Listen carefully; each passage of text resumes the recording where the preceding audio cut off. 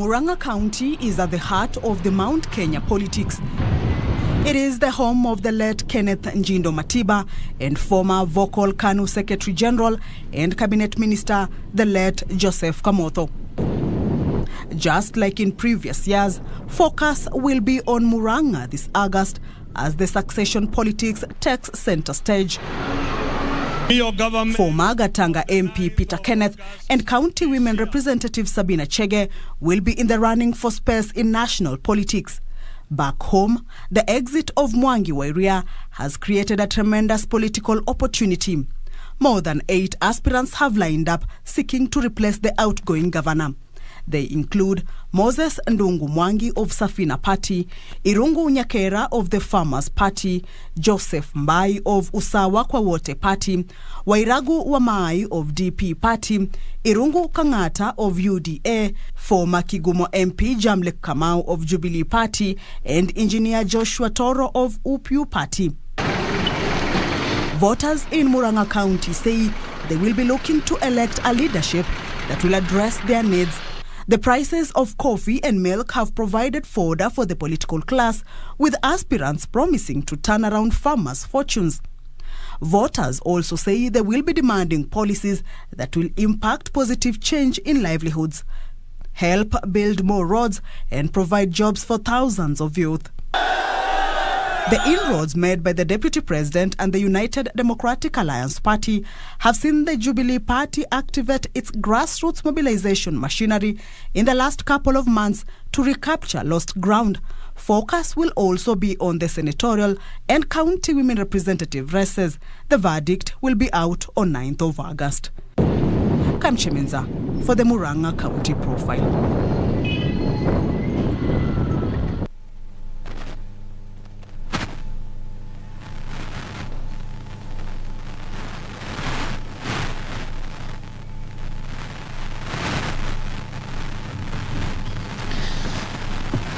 Good evening and welcome to the second edition of the gubernatorial debate. We're holding it in County 021, Murang'a County.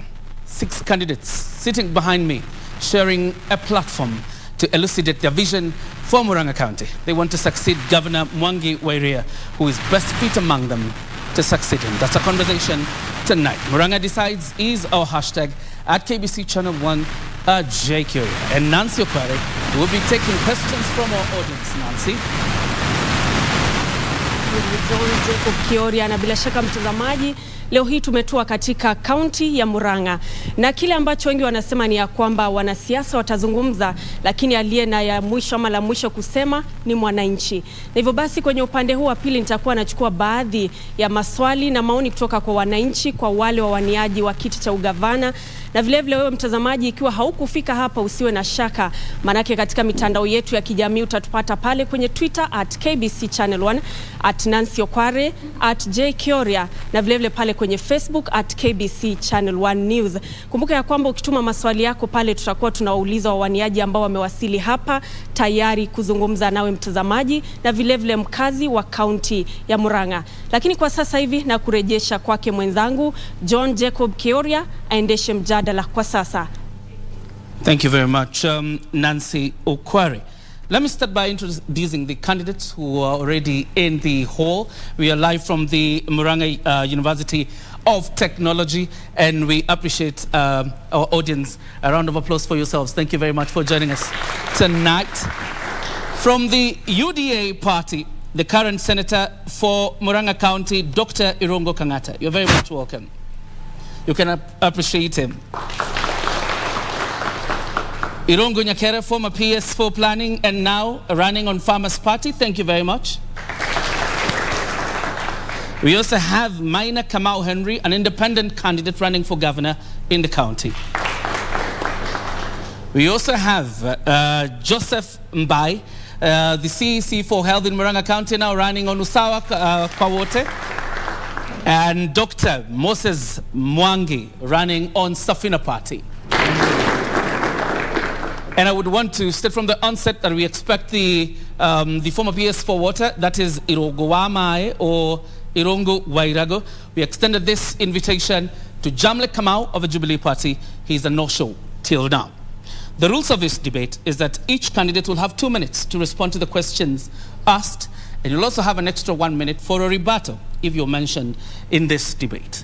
We will not applaud as the audience, but what we'll do at the end of the show or when we're going for a break, we can always appreciate the candidates that we have. And our conversation begins right about now. And I'll start with you, Dr. Irungu Kang'ata. Having been senator, member of parliament for Kiharu, why do you want to be governor in Murang'a? Thank you so much for the question. It's about the vision that I have for the people of Murang'a. And there are about 4 agendas that I've given priority. Number 1, healthcare. When you look at Murang'a County Development Integrated Plan of 2018 to 2022, it indicates that Murang'a has only 272 health facilities.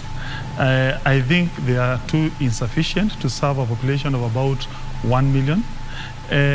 Secondly, when you look at the document that has been published by the NHIF, it indicates out of households, 320,000 households, it's only about 40,000 households that have the NHIF. So it is my dream to expand the coverage of that card. Number 2 is the issue concerning minimum guaranteed return. It is an agenda of my party to establish a mechanism where we shall support the farmers. We ensure that whenever they are planting, whatever they are planting, at least we give them a guarantee of their commodity. Thirdly, it is my dream to initiate World Development Fund. I took that bill in the Senate, it passed, but when it went to the National Assembly, it was torpedoed. So it is also my vision that we institute it in Murang'a so that we decentralize services further. And finally, I have been able to get a DG who is an expert in land economics, and she told me out of 10 households, only 3 households have title for several reasons. And therefore, she will bring expertise on matters land so that we title more land. We create what we call an economic free zone so that we incentivize investment. We also create a situation where we are able to create employment for our huge burgeoning unemployed young population.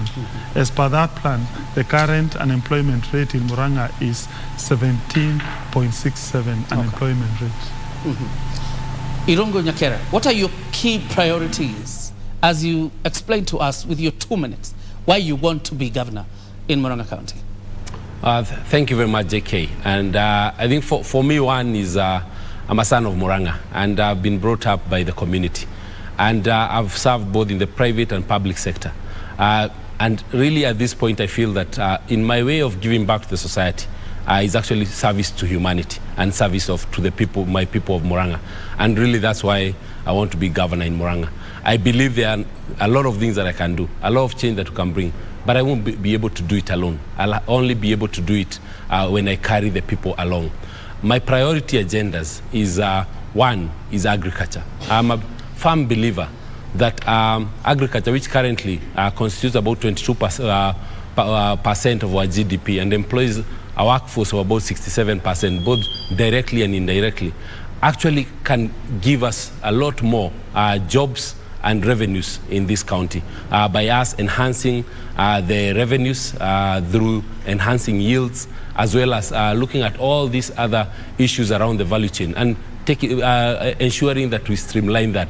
Also looking for new markets. Murang'a was a county that was very rich in the years yonder, and really was because of coffee, of tea, and dairy. And now we have new crops being avocados and macadamia. So for me, my key priority is actually how do we revive agriculture and put money in people's pockets. Secondly, personally, I'm young. I'm 40 years old. Turned 40 last week, meaning that I'm actually the majority of the population in Murang'a actually is below my age, and so the issues and challenges are the same. Issues of joblessness, issues of drugs and alcohol abuse, issues of lack of skills. Those are things that we all need to address. These are our children, these are our contemporaries, and we need to find a way to actually uplift them.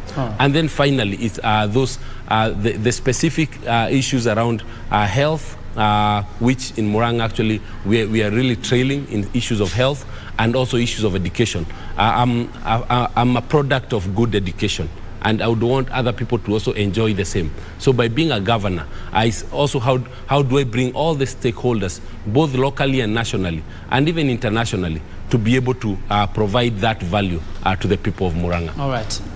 Henry, why do you want to be governor? What are your key priorities in County 021? Thank you for the question and also hosting us.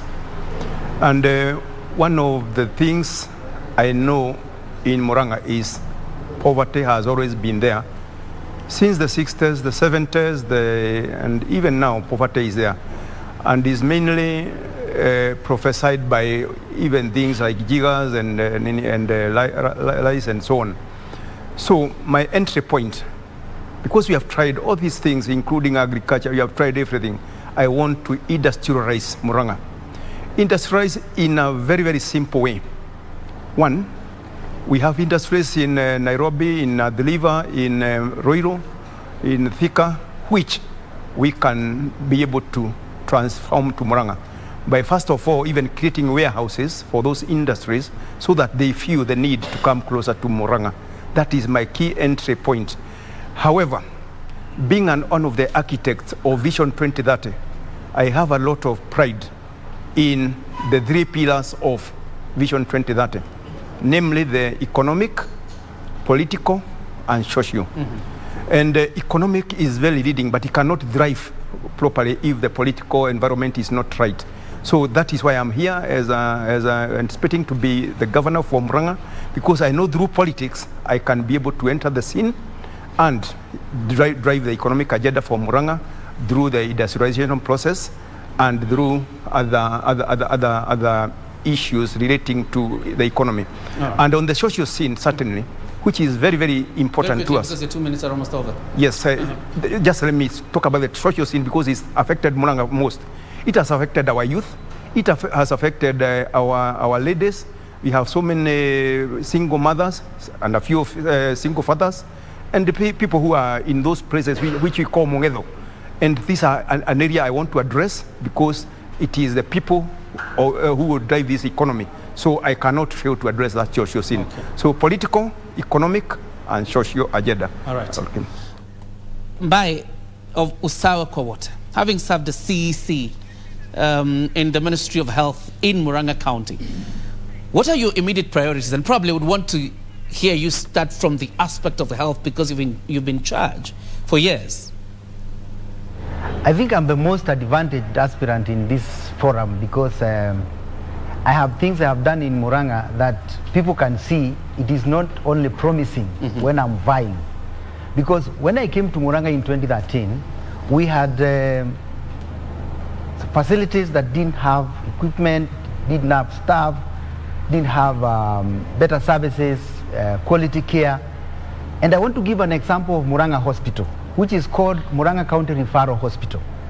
In 2013, Murang'a Hospital could not be referred to as a referral hospital. Today, there is an ICU of 35 beds. There is a renal dialysis of 14 beds and another 3 in ICU. There is an oxygen plant running which produces 500 liters of oxygen per minute. There is a satellite for blood where people can go donate blood, screened, and it's given to patients. We have improved our theaters in such that we are doing even implants. People who get accident and they get bone injuries, they no longer have to go to Kenyatta or Kijabe to get their implants done. We are doing even hip replacement in Murang'a.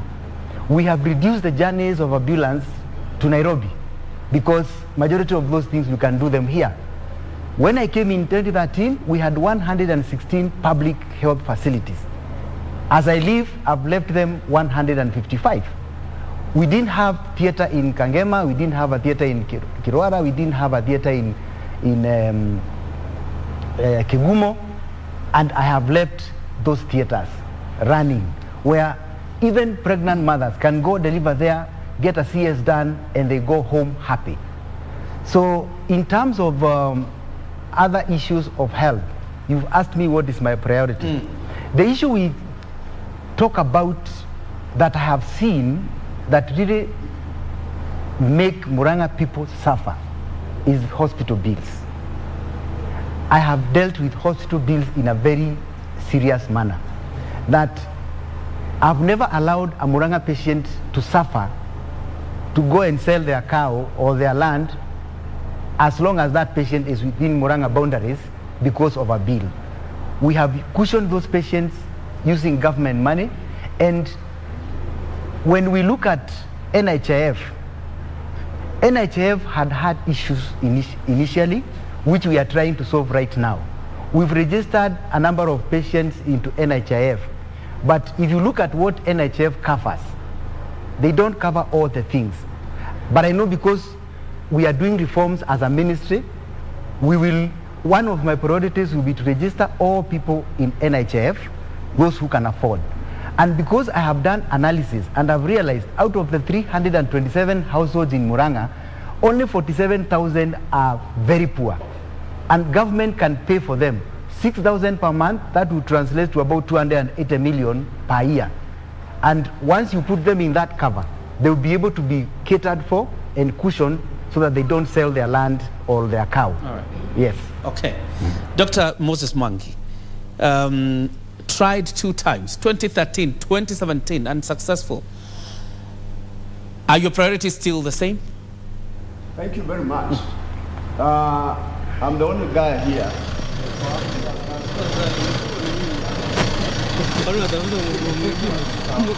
This is my third. That means that I have a vision for the people of Murang'a, which has not been accomplished. Today, as we speak, 10 out of 100 households in Murang'a, there is someone who buys medicine every month for diabetes, for high blood pressure. They buy. And that is a real pain to our people. Health is wealth. And in my vision, health is a very important pillar of what we want to achieve. When I'm governor, within the first 100 days, Murang'a people will go to a hospital and go home with medicine. It is true. There are many physical facilities that have been built by the current government. But I tell you, it is just brick and mortar. There is no service. People don't have medicine. Na tunasema daktari ni dawa. Na dawa, if you don't have medicine, you have not solved the problem. So it is very important. The healthcare system, in spite of the fact that some progress has been made, is really on its knees. And I come to solve that. Number 2, which is very, very important, is to have a proper functional government. We have to empower our people to be part of the decision making. Democracy is the government of the people, by the people, for the people. We want to begin at the village level, make sure that at that village level there's a village council that participates in the decision making of what projects do we do, what do we do. And that village then joins together at the ward level, and then that joins together at the sub-county level, so that at sub-county level we have a clear manifesto. When we are making budget, we are looking at that. And Mwananchi, during what we call public participation, which hardly happens here in Murang'a, when I'm governor, Murang'a people participate in the decision making of their government. And then we have to have prudent management of resources. There is a lot of money that comes into this county. Every year, my friends here receive about 7 billion, and then there is some more money that comes. On an annual basis, you are looking at 9 to 10 billion. Murang'a people, this belongs to Murang'a people, and it is important they have a stake in how it is used, and it should be used well.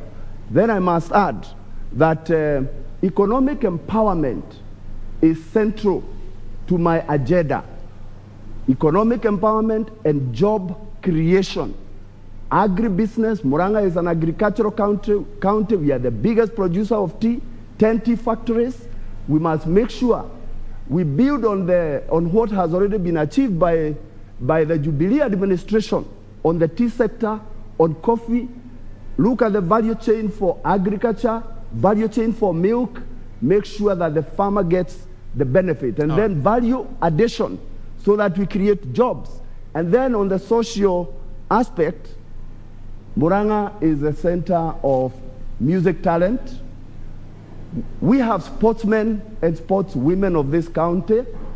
We need to make sure that at village level, our football, our netball have tournaments that are going on around. We go all the way. We have a celebration at a county level. We tap the music talent.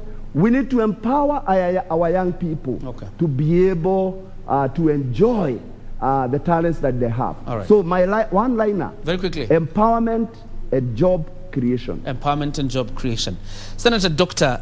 Kangata, you've been the senator for the last 5 years. Tell us how you've played your oversight role as senator, because we've seen, Dr. Mwangi say much of what has happened, particularly in the construction of hospitals, is brick and mortar, at least according to him. How have you played your oversight role, particularly on the Mwangi area government, to warrant the people of Murang'a to trust you, to elect you now as governor? When Mwangi area decided, in his wisdom, to freeze the farmers, the milk farmers' money, the farmers came to me. I went to court using my own resources, and I was able to unfreeze their resources. That is, Kiarotara Dairy, we have Kigoro in Gatanga. We also have Kigumo, what we call Kangare Dairy. We have Maragwa, Genda Dairy. Also, we have Kahuro, which is in Keharu. Those 5 cooperatives, they produce about 60% of the entire milk, which used to be taken to Murang'a factory. It was by sheer neglect when the governor decided to freeze their money. And I want to say I'm happy through those interventions. Currently, those 5 cooperatives, they are being paid 45 shillings per litre, unlike those who are still going the other way around, who are currently being paid only 40 shillings per litre. When Murang'a government entered into a pact with Nairobi and Kiambu and the so-called metropolitan counties to bring what we call a landfill, and the agreement was to be taking the entire refuse from Nairobi and Kiambu and the so-called metropolitan regions to Keno at a place called Gikono. We fought single-handedly against that proposal, and it was cancelled. But of course, we ensured some benefits which were coming out of that program were realized, including the tarmacking of the road from a place we call PK Primary up to the Gikono area in Kemorori Wempa. When the county government of Murang'a, again, decided to come up with a bill which was to overregulate the so-called avocado sector. And they were proposing that whenever you want to plant avocado, you have to pay the county government. Whenever you establish a nursery for avocado, you have to pay the county government. Whenever you want to pluck your avocado, again, you have to pay the county government. The net effect of that bill, if it would have passed, was to oppress the avocado farmer. It took us personal initiative to fight the county government of Murang'a, and we succeeded. That avocado bill was shelved. If you recall that saga, it almost took a physical fight. I recall when we were meeting with the farmers at Jogo Kimaki in Gatanga, the current governor came with goons. And it's only that I decided to be peaceful. And I told my farmers, we disperse, we shall use other way to stop that bill. They went to disrupt a meeting of the deputy president at Kenyoho in Kandara, where they met wrath of DP supporters. Of course, if you have been following his public remarks, he has even been insulting me in public. But then again, I've said I do not do personalized politics. Okay. And therefore, once he insults me, I used to tell him, I can't go to that level. That's not my kind of politics. Fantastic. I want us to take a breather, but of course when we come back, each one of you will be elucidating their pointers towards improving agriculture. As a country that, as a county that is rich on coffee, tea, maize, beans, milk, macadamia, mangoes, and avocado, I would want to hear from each one of you what vision you have about improving the status of agriculture in this county and value addition, and it will be interesting to hear from all of you. Once again, our audience, let's clap for our aspirants. A fantastic job so far. We're taking a breather. When we come back, we continue engaging the aspirants who are running for governor in Murang'a County. Don't go too far.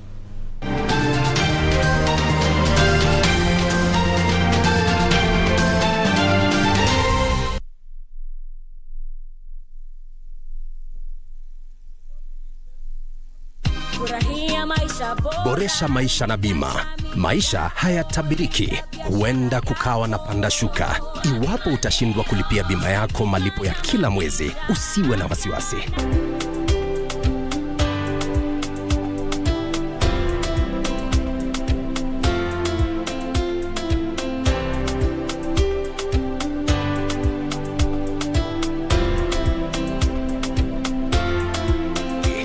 Pata bima ili kuhakikisha yote yatakuwa sawa.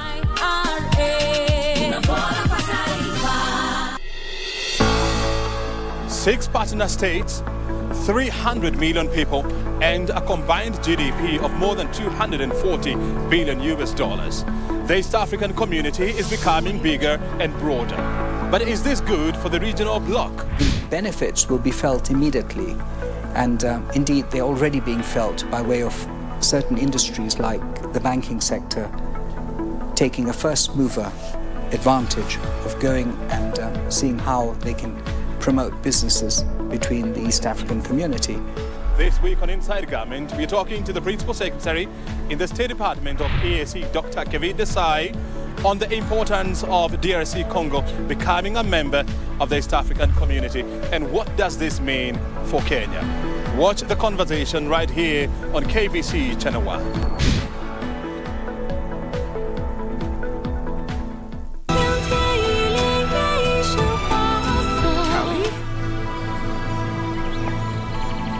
Why are you in Echo's clothes?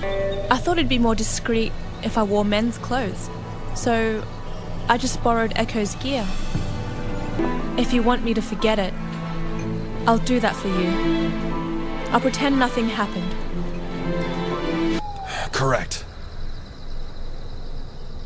And I think he maybe...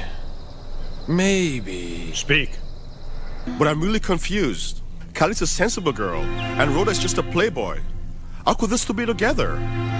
Hey.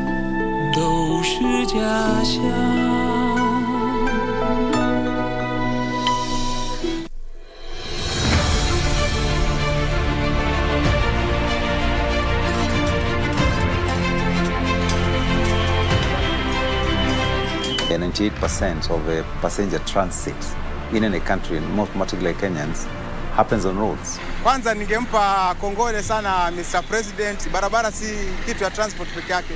Sisi ni ofisi yetu. Muuza mboga, muuza matunda, muuza kila kitu hapa. Ni barabara ndio kupeleka. Tuna pongezi kubwa sana kwa sababu barabara imetengenezwa mzuri. Wametutengenezea barabara kama ya Ulaya. Yote haya kwenye KBC Channel 1.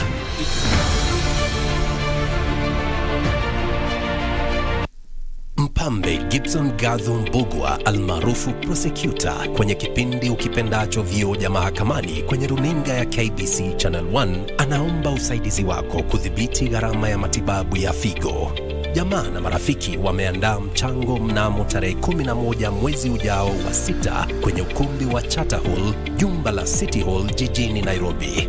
Waweza kutuma mchango wako kwa paybill number 247247, nambari ya akaunti 777626. Gibson amekuwa mwanani wako na wangu kwa muda usiopungua miaka 40 sasa. Ni zamu yetu nasi tuwe wandani wake wakati huu mgumu. sexual violence has become a recurrent and a brutal feature in the general elections in Kenya since the 1990s. What makes electoral-related sexual violence stand out? A lot of insecurity around the electoral period. So there is opportunistic, for example, rape. So when I opened the gate is when I realized that he had bad intentions. And so he came in, we had a fight, he violated me. Person really wrestles alone. And because of stigma, then there's the idea of you die in silence. If all these organizations and governments were doing their work, or rather things are in place, elections, there'll be no issue about sexual violence around elections.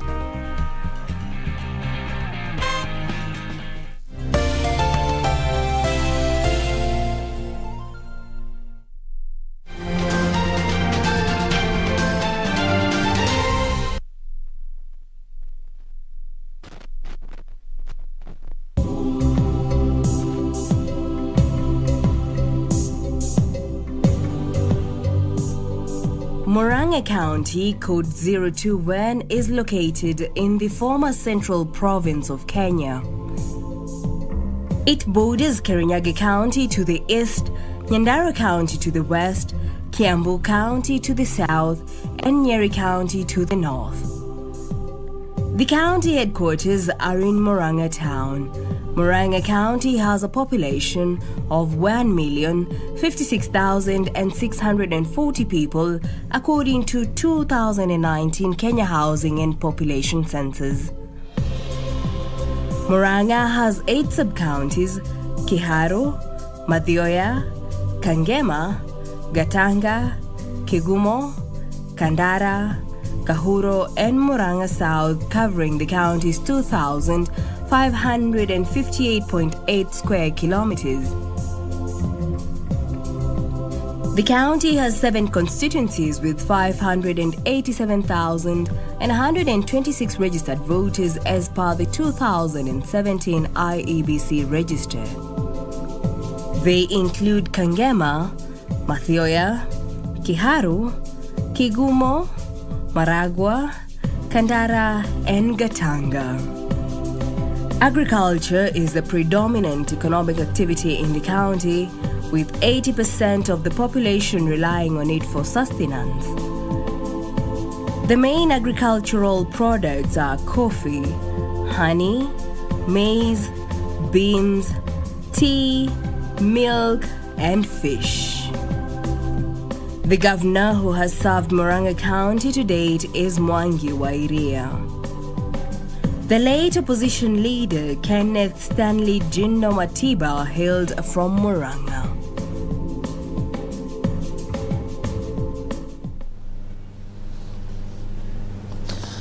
Welcome back. You're watching the gubernatorial debate in Murang'a County, County 021, and we continue to engage the aspirants. Right about now, we've been joined by Waira Gawamai, the immediate former PS for Water, who joins us this evening. Karibu sana PS. Asante. Let's obviously begin, before I engage the rest, with your vision and your key priority areas for governor, if you're elected as governor Murang'a County. Thank you very much, and let me start by apologizing for coming late. I got held up by the voters whom I went to engage over the day, and I want to sincerely apologize for that. My name is Waira Gawamai. I'm a former principal secretary in the Ministry of Water, Sanitation and Irrigation, where I left on 8th of February this year. I am vying for governor in this county, 021, Murang'a County. And my background actually is in the public service. I have a wealth of experience in the public service, but let me talk about my last 4 years where I've been, because that's where I earned my name of Waira Gawamai, or if you like, Kwaura Kwaura. That's the slogan that the Murang'a people know me with.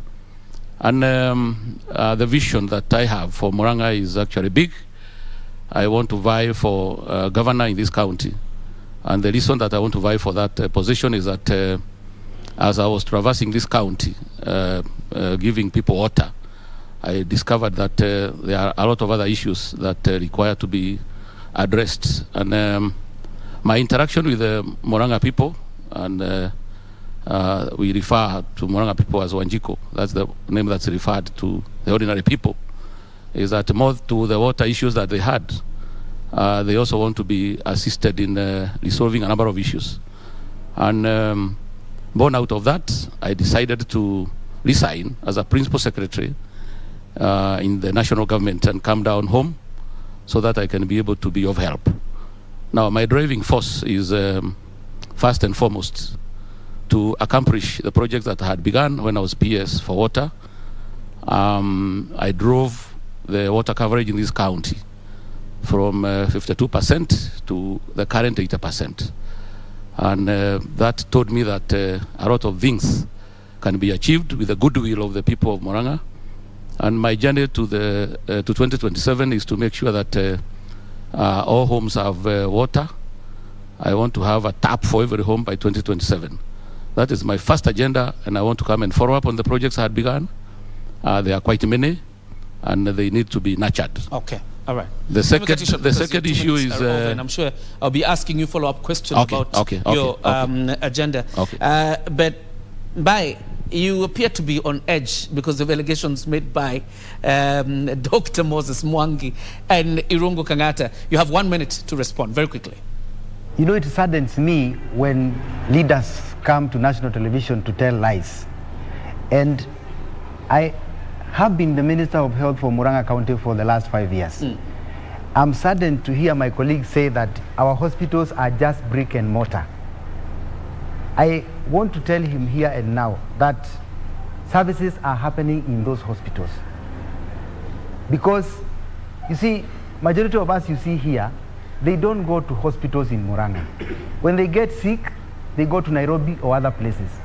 When their relatives get sick, they take them to those other places. Me, my relatives, my wife, my family, they all come to Murang'a to get services. And when you say that our facilities are just brick and mortar, I want to challenge him to go to the ICU today. There are patients there. Right now there are 9 patients who are receiving oxygen, being treated, getting medicine. And when you say that a hospital does not have those facilities and they are there, that is very sad. So I want to request that he visits those places so that he can see what is happening. Let me ask you a quick one. Yes. Bai, because Murang'a County, for example, yes, has been cited by KEMSA for non-payment of drugs before. Yes. At some point, some dispensaries and hospitals in Murang'a didn't have drugs because of non-payment to KEMSA. You still think that's a good record? Good question. In 2019, there is a law that was signed by the president called the KEMSA Amendment Act 2019 that gave us no mandate to buy medicine from any other place other than KEMSA. And all the monies that were supposed to come to the counties were given to KEMSA. So that me, as the Minister of Health, I was supposed to draw drugs from KEMSA.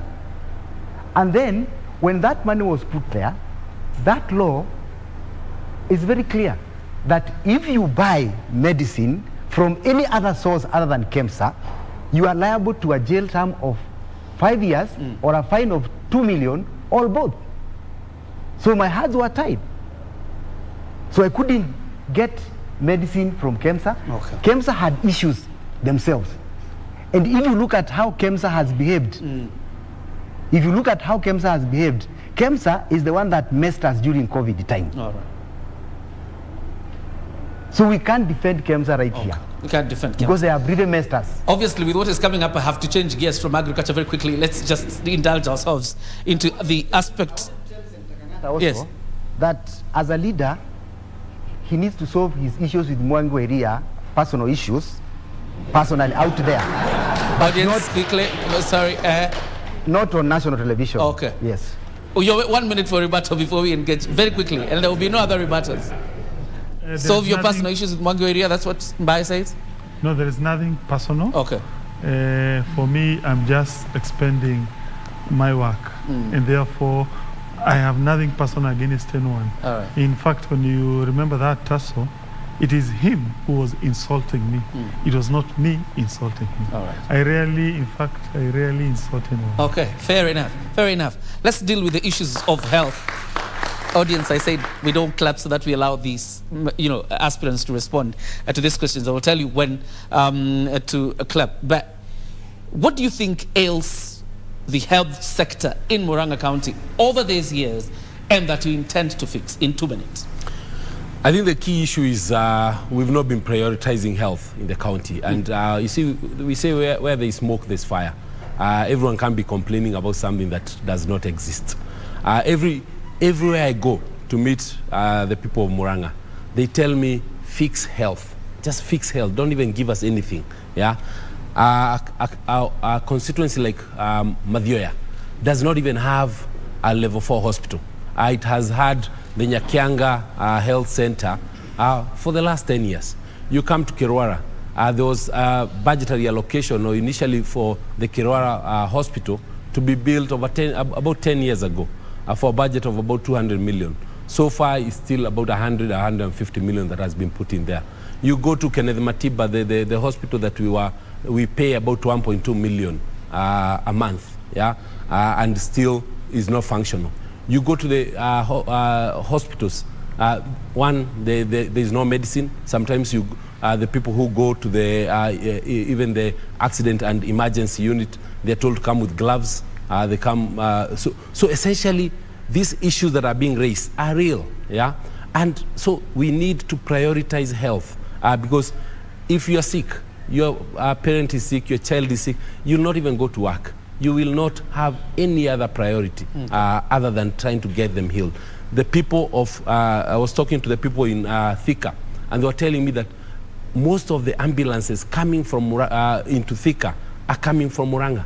So it means that the healthcare in Murang'a has actually not been prioritized. So all those issues, we actually need to find a way to deal with them. Okay. Every time I visit the hospitals, the different workers there, they talk to me about their issues and how they're demotivated. The payment is not coming on time and all that. So I think we need a complete overhaul of what's there. We need to bring in even an NHIF. Okay. How do we even increase the capitation within the county to even cater for the older people through the NHIF? How do we bring in the different cooperatives and get them to have their members take NHIF? So I think when you talk about health, even all the way from maternal and even to the elder care, it needs to be fixed. And I think there's a lot that needs to be done. Your 2 minutes are over. What are your priorities, particularly on that aspect of the health sector? Thank you very much. Actually, health features second after water, because we are told 60% of the diseases we have in the county are water-related. So if I resolve water issues, I will have only 40% of health issues. But to add on what my colleague has said, because these are matters that everybody is talking about, is that, okay, we need 2 level 4 hospitals in Madhyoya and Ithanga. And then we also need to take care of our district hospital. And I think this is common talk that is out in the streets, that the services that we are getting in the health services are not actually up to date. So I think from where I look at it, we need a complete overhaul of the health structures. But then I want to add on the issue of taking care of the NHIF, because I have proposed in my manifesto to establish the Murang'a County Medical Relief Fund, so that we can be able to take care of the vulnerable and the vulnerable and the aged. For example, we need to take care of them so that they can be able to access medical services. So I think it depends on the management style that one establishes, so that we can bring back our health structures to shape. Thank you. All right, Henry, healthcare. Yes, thank you once again. I would like to start on the upper side. I want to deliver a healthy county. If you deliver a healthy county, even the accusations I've seen on this floor wouldn't be there, because really, if you look at what is ailing the health sector, possibly there is an element of corruption, if I listen to what I've been told on the ground. And this may not even be related to anyone of us standing here. It is a grade, possibly not even in the health sector, but also in the other sectors within the county government of Murang'a. But coming to health itself, I want to approach it in the sense of putting the health first by way of getting mobile hospitals. Mobile hospitals in the sense that we all are aware that we have community health volunteers, CHVs. I'm sure some of these people seated here are CHVs. And they collect wonderful data. All right, hold it there. Let me interrupt you a bit because it appears like your sound levels are not okay, so that your sound levels are checked, and then we'll come back to you in a bit. But unfortunately, you appear to be in the dock here, but when we talk about healthcare in Murang'a County, you're the one on the dock because you've been in charge of that sector. When the allegation made by Iragwa that the services being provided are not up to date, the first place. Second thing, there is something made about people being asked to come with their own gloves or syringes when you were in charge. But there are those who also say the Kenneth Matiba health facility was probably the biggest scandal ever. You know, rumors are very sweet to listen to. I want to challenge everyone in this room to walk to Kenneth Matiba tomorrow and see what is happening there. They will never say that again. We leased that house to Over Services. We didn't have any intention of letting Murang'a people go without their eyes being checked, their dental being checked. And since we started that establishment, we have given more than 300,000 glasses to people, both readers and protective glasses, and even the ones that are correcting eyesight, either long or short. And we have done cataract surgeries there. Even tomorrow, if you go to Kenneth Matiba and you have a cataract, it will be removed and you'll be accommodated there for 3 days and you go home. But I'm wondering whether these people live in Murang'a, because do they really walk there and look at what is happening in those facilities? And health, the only thing we need to fix in health, I have been in that department for those 10 years, it is financing. Health financing is the problem. It is not all those things they are saying. Because when you get proper health financing, you can be able to give Murang'a County people the best health services ever. And I have struggled with health single-handedly, with few resources coming from national government and others coming from donors. I've even gone out to reach out to add to the little we have. I don't know whether anybody cares to know that HIV and TB is covered by donors. I don't know whether they know that. In this county? In this county. All right. Simply because we don't have enough money to finance that. Okay? So the issue of health is healthcare financing. The second issue, which we really need to sort out, quickly, yes, yeah, is primary healthcare. If we did hygiene, we always say prevention is better than cure. The community health strategy needs to be funded so that those community health volunteers can have, as they go to the households, they have glucometer to check sugar, they have blood sugar pressure machine to check the pressures of the citizens. We will be able to reduce the burden of disease by 40%. And a very good example has been said to us by COVID. COVID has taught us two very critical things in health. Number one, you can find yourself in Murang'a and you have nowhere to go. Number two, the burden of disease can reduce by 40% if we washed our hands. Diarrhea, typhoid, amoeba, even normal upper respiratory diseases have gone down by 40% just by mere washing hands and refusal to shake hands. Okay. So those are the things we really need to fix. And me, I have been there. I know where the shoe pinches. All right. You talk about financing and primary health care. You are a medical doctor yourself. Tell us about what you think ought to be fixed in Murang'a County when it comes to issues of healthcare. Now, I think access to health is a very important aspect. And under my administration, Murang'a people will not go beyond 5 kilometers before they find a functional health facilities. Functional means that they will find a healthcare professional who is ready and willing to serve them because we have taken care of them, we have provided the necessary material that they need, and they will go home with medicine. We need to restore the referral system from that primary level and make sure that we provide all the essential primary health that is needed at that level.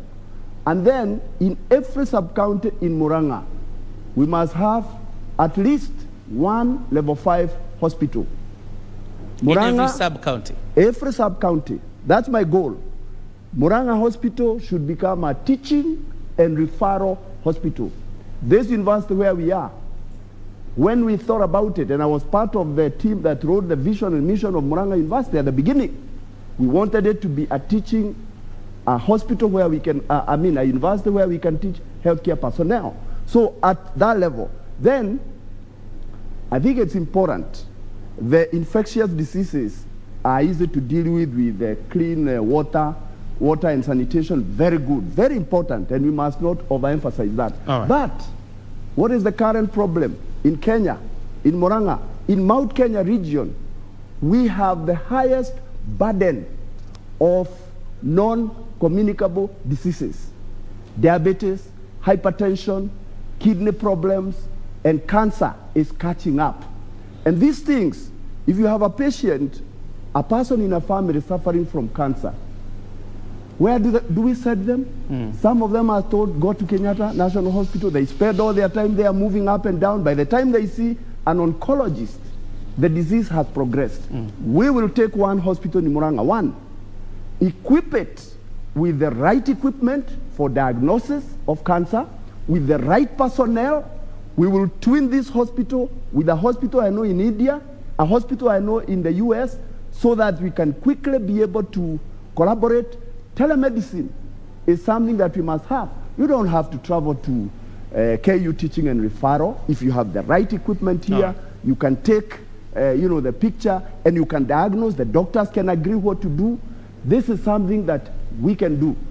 Healthcare, and I must say, just to encourage my friend here, it was very good that COVID, one of the lessons of COVID, and I've been teaching about COVID all through, is that we were able to get 35 beds of ICU. Before COVID, okay, in Murang'a County, we only had 6 beds of ICU. The 6 of them were in Kereaine Mission Hospital. All right. Thanks to COVID, we have the 35. And they did a great job. And I think now we have patients coming to our ICU here in Murang'a. That was good. But I must add, you go to Dakaine, you will see a health center that was put by the community. It is there, brick and mortar, non-functional. You go to Makomboki, you'll find a healthcare center. In my own village, from 1994, I was involved in putting up Kaharo Health Center, where I'm part of. So when I talk about brick and mortar, I'm not talking like I don't live here. Okay. Everybody knows, and let's be honest. The best way to solve a problem is to accept you have a problem. All right. When you insist you don't have, you can solve it. We'll need to move on. I'm still cognizant of the fact that Henry, I'm cognizant of the fact that Henry, I've not engaged you, and Dr. Kangata, also you've not been able to elucidate your vision for healthcare. But now, before I come to you, Nancy Okware, I don't know what you have from our audience, and then we come back to the debate. Shukran sana mwenzangu John Jacob Kioria. Bila shaka mtazamaji, mengi yamesemwa, kumeangaziwa mengi, hasa masuala ya afya, masuala ya kilimo, lakini mtazamaji na vile vile wale ambao wako hapa wako na maswali, na hivyo basi ningependa tu kuchukua baadhi ambayo tutakuwa tunayaelekeza kwa wale wawaniaji wa kiti cha ugavana. Pengine tukianza na wewe, tueleze jina lako na swali lako ni lipi? Okay. So my name is Oscar Kimani. I'm running a coffee program in Murang'a County and other Mount Kenya counties. My concern is our county has the lowest prices, the lowest quality, and the lowest production of coffee in the Mount Kenya region. I would want to get from each of you, what is your plan to make sure that our coffee comes back? Because all of you know that in the early years, that our coffee cooperatives were actually lending even to other counties. I would want to know what is your plan to make sure that coffee is prioritized in this county. Thank you. Naam, thank you so much. Let's get another question. Tueleze jina lako na swali lako ni lipi. Utaangalia tu kamera pale. Nitakushikia kipasa sauti. Okay, my name is Jack Murure from Muraradia Ward. Utaangalia kamera. And my concern is on health sector. I've listened to everything, but I've not heard anything from allocations, which do not match with the sector's demand. So I would want to know much more. I would want to know how much more they want to uplift structures that will make health more affordable than it is right now. Thank you so much. All right. Thank you so much. We'll get another question. Your name and what your question is. Oh, my name is Caroline Kihugu. Okay, I wanted to ask our leaders, what is your plan concerning waste management that is both solid and liquid? As we know, at least with the pilot program for waste management here in Murang'a, at least 60% is covered. What is your plan to at least make it to 99, if not 100%? And in areas, especially Mokoyo and Majoi's areas, we have no sewer lines. What is your plan concerning that? Thank you.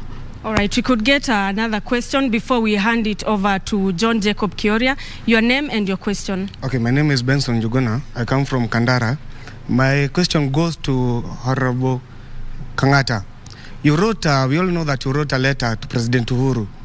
What benefit, direct benefit to the people of Murang'a concerning that letter? Thank you. Okay, thank you. Naam, kwa sasa tuelekee kwake mwenzangu John Jacob Kioria ayaelekeze yale maswali kwa wagombeaji, kisha tutachukua tu maswali mengine baada ya muda usiokuwa mrefu. John Jacob. All right, thank you very much. Answer your query. I'm sure Senator Kangata, you'll be responding to the letter and whether it had any direct benefit. But let's just wind up on the health sector and then we'll get to those responses. Henry, coming back to you very quickly, in 1 minute and a half to elucidate your vision for health sector in Murang'a County. Very quickly. Thank you, and sorry for that interruption. I started saying about community health volunteers, and I wanted to explain how we will tackle this so that we make a bit healthy nation, because it doesn't make sense for us to continue constructing hospitals. It's just like constructing jails instead of curbing crime. If you handle the primary health area, certainly you don't require to expand so many hospitals, just like you don't require to expand jails when you are handling crime. Now, but the point I had is I want to introduce a Cuban model whereby the CHV data that is collected on the village level, we are able to send a mobile hospital to that particular area. If you identify tuberculosis or chest diseases are common in that area, you'll be able to send the experts in that area. They don't have to come all the way to the level 5 or level 6. They can be seen at the point of where they are able to. And one of the problems I have seen around the country is that so many people dying in their home beds because they cannot even reach to the shopping center or where they can take a vehicle, and even that vehicle they don't have money to pay. So the Cuban model, the mobile hospitals will assist. And more important, you know about drugs manufacturing in this country. There are so many cartels in the drug industry, even pharmaceutical industry. You realize that for every hospital, there are a host of pharmacies or chemists around there. And when you go to the hospital inside, you are told the prescription, the pharmacy is around the corner. We must cap that. And one thing that has not come out of this debate is that in the 70s, in the 80s, we used to manufacture drugs in most of our hospitals, led by Kenyatta Referral Hospital. Even here in Murang'a, if there must be a drug manufacturing industry unit, which has since been run down. Okay. And we realize this can happen when we realize we can even make oxygen, we can even make the aerators locally. So we will revert to drug manufacturing so that every hospital or the main hospital in Murang'a is able to manufacture the basic drugs. That way we will be closer, we will reduce the burden of medicine to our communities, and the few that you face it with subsidized drugs which we are manufacturing, and the pharmacies can move away from the gates of the hospitals. All right. Thank you. Dr. Kangata, and at this point, let me say that we are also live on Shoro FM, is our sister radio station broadcasting in Kikuyu language. We are live on Shoro FM, we are live on YouTube, we are live on SET, we are live on Facebook at KBC Channel 1. Dr. Kangata, before responding to the letter, because that's what you're famous with the letter. Talk about the health sector. There's something Mbaya raises about financing. You've been the senator for Murang'a County. Talk about financing the health sector. And there's a question asked by one of the audience about allocation that goes to healthcare or even the county vis-a-vis the sector demands. Obviously, I see you elucidate your vision for the health sector in Murang'a County. Let me say that we have not won the governor's seat yet, no? That's why we are campaigning each and every day. But I suspect there is one battle that you have won, I suspect. The great battle of ideas. I say that because we were the first ones to raise the issue concerning healthcare. I used to do several medical camps in the entire Murang'a County, and we didn't start when I became a senator. Way back when I was an MCA, while still at the University of Nairobi. And since that period, one of the reasons we've been doing that, using our own personal resources, is trying to understand what ails the health sector. And one, health is largely devolved. And therefore, as to how much a governor will allocate health is purely an issue to be decided by the governor.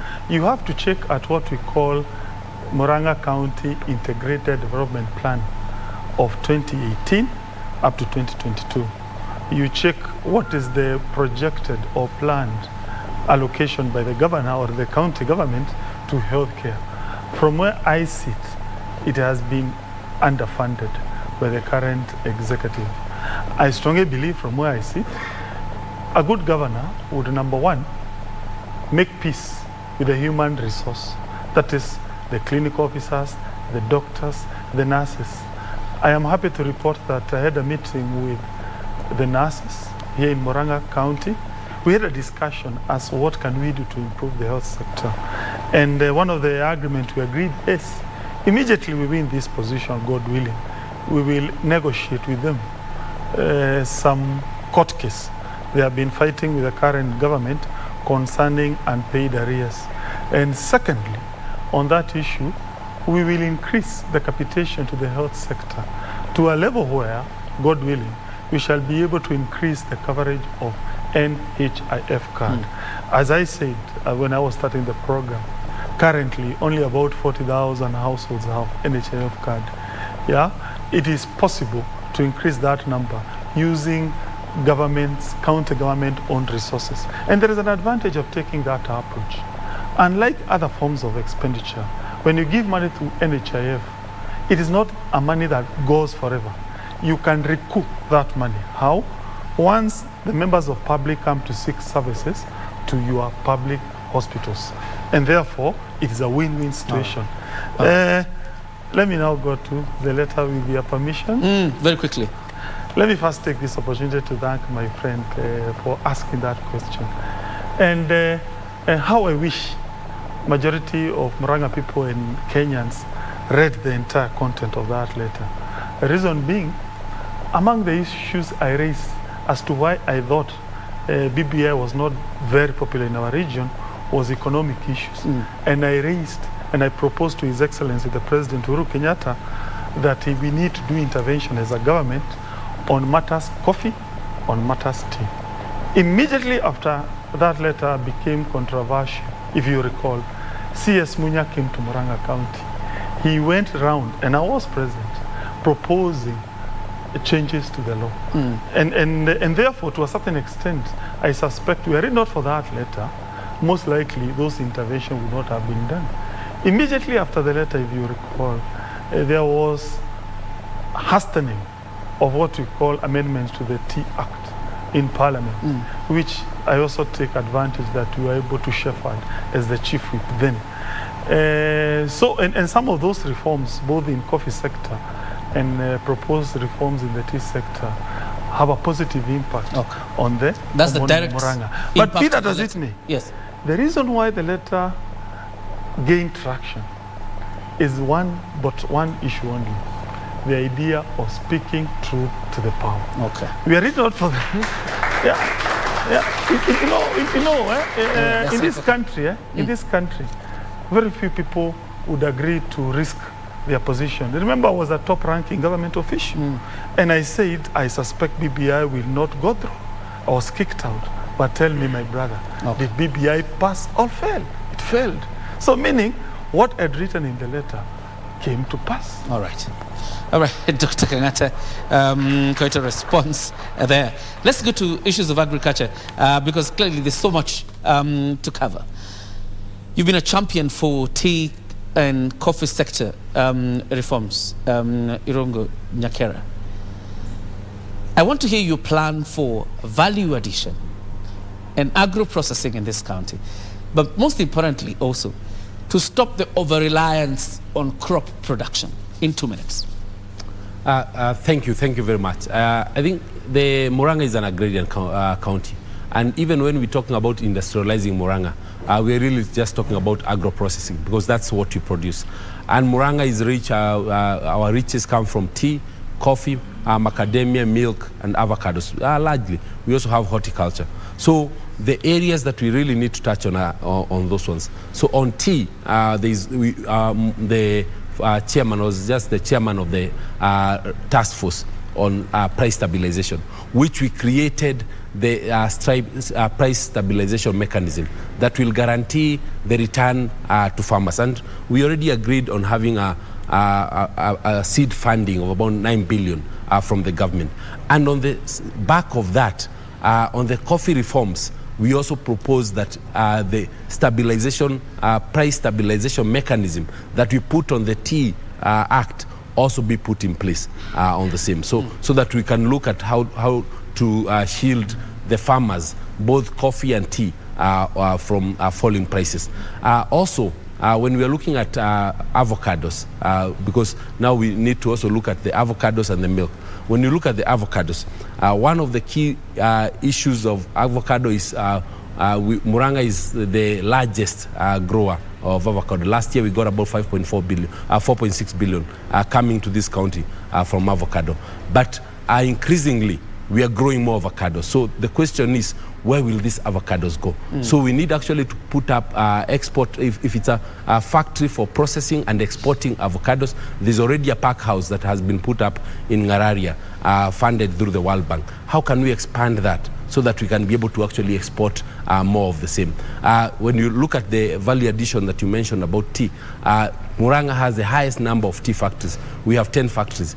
If these 10 factories can actually all come together and have a value addition plan like the one we have in Kericho for the Ketepa, then it means that we can be able to actually value add our tea and export it beyond.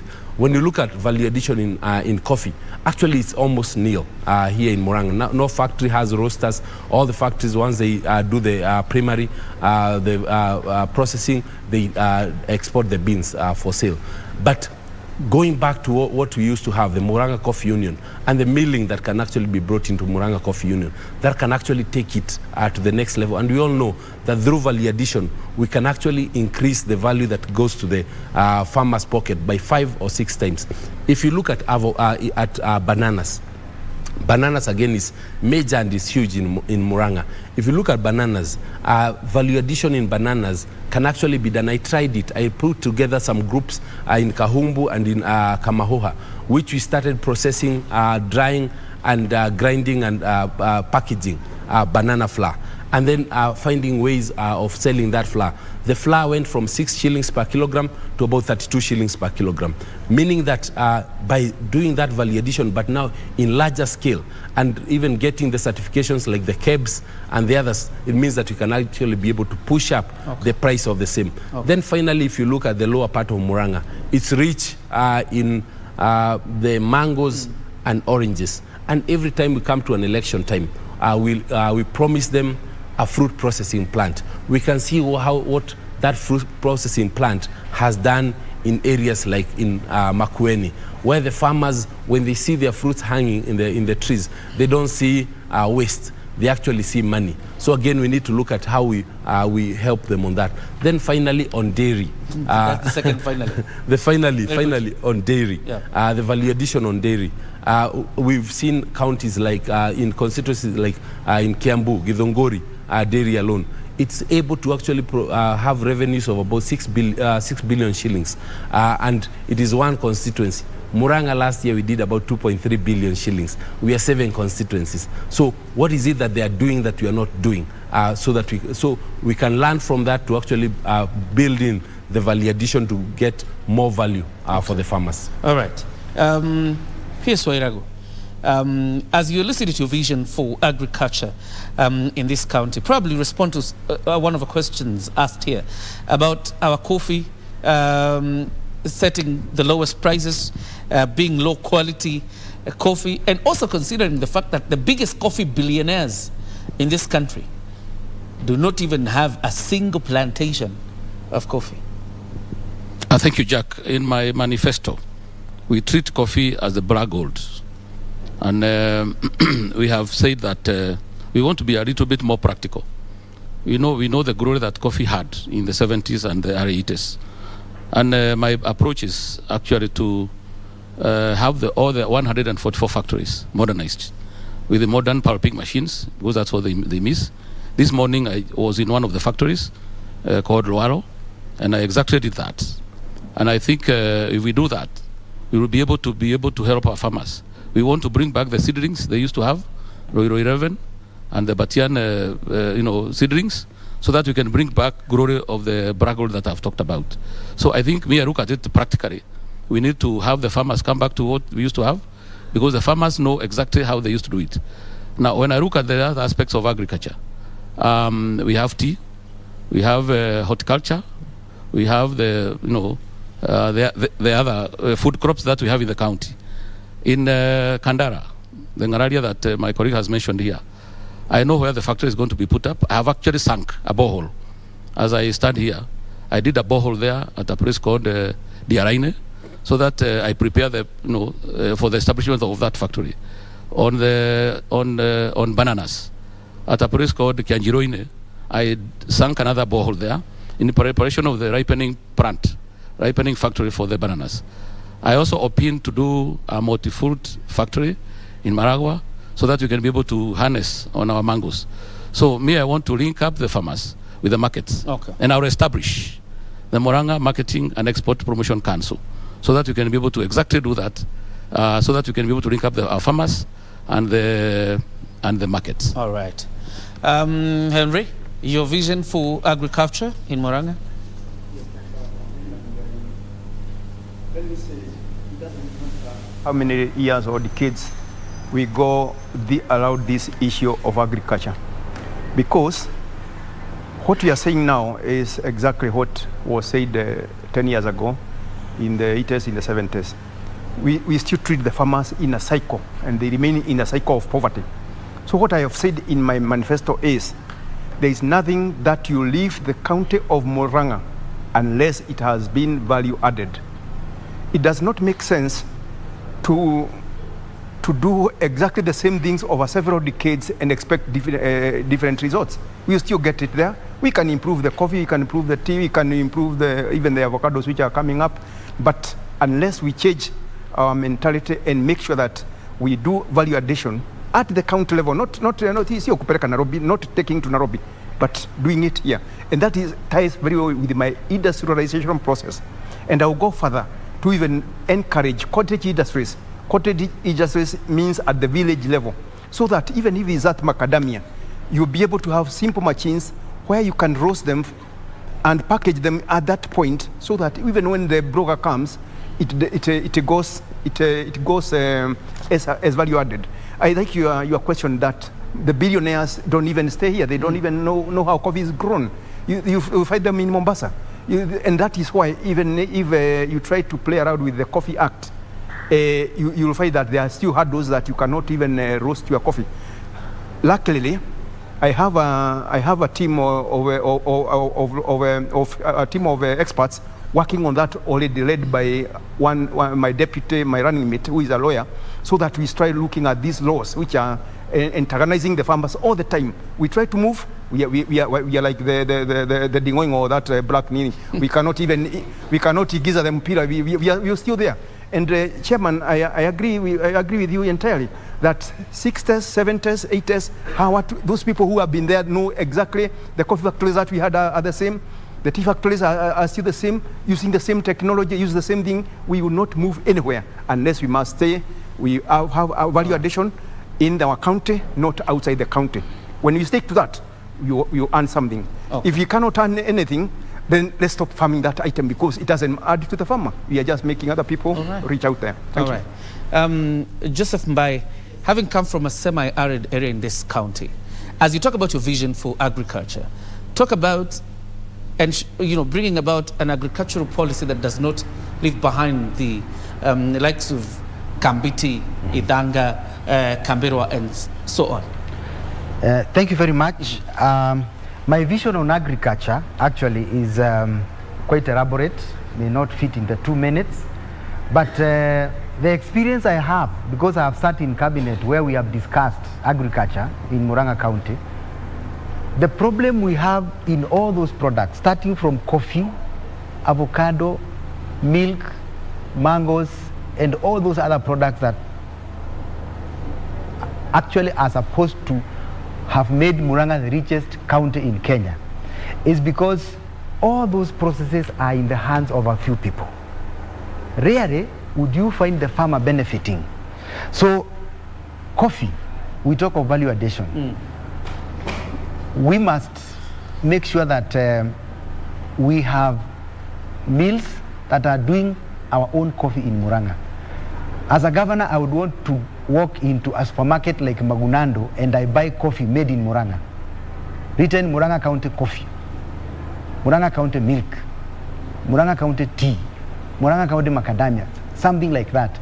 So that then we also need to look at the laws. You know, there are laws that that actually be there for all those sectors, and they make us suffer. It's like the laws were made to suffocate the farmer. We need to look at those laws. In the tea sector, there are so many. In the coffee sector, they are there. We need to look at that. And because agriculture is a devolved function, the first thing I will do is to look at those laws, bring them to the county assembly, and try and make sure that we make laws that fit the farmer's pocket. So that, because my intention is to make sure that the farmer gets the best. If you look at something like avocado, I went to a meeting where all the avocado exporters came. And if you look at them, they are billionaires and they don't have trees. So the only thing we need to do about avocado is we do pack houses. You can do one in Maragua, one in Kandara, one in Kigumo, one in every sub-county. And then once the farmer brings the avocado there, it is washed, waxed, sized, and put in the cold room. Right now in China, they are buying frozen avocado in tons. So we really need to make sure that we have those products helping the farmers themselves.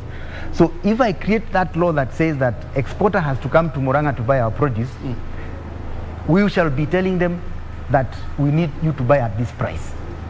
Then the other thing is marketing. Very quickly. Yes, we have to continuously market our produce so that those markets that are emerging, like China now, there's a lot of market, we are able to sell at a good price where the farmer can put a lot of money in the pocket, but not enriching few cartels who are managing these sectors right now. Okay. Yeah. Dr. Mwangi, your vision for agriculture very quickly. Thank you very much. I think I'm one of the aspirants who has hands-on experience. When we come to health, I've been CEO for many years in health sector.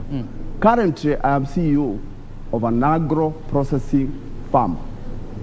Here in Maragua, we supply all our hospitals. Kind audience, let's give the guests. We supply all our hospitals in Kenya with what we call fortified blended food, which we manufacture in Maragua through agricultural value addition.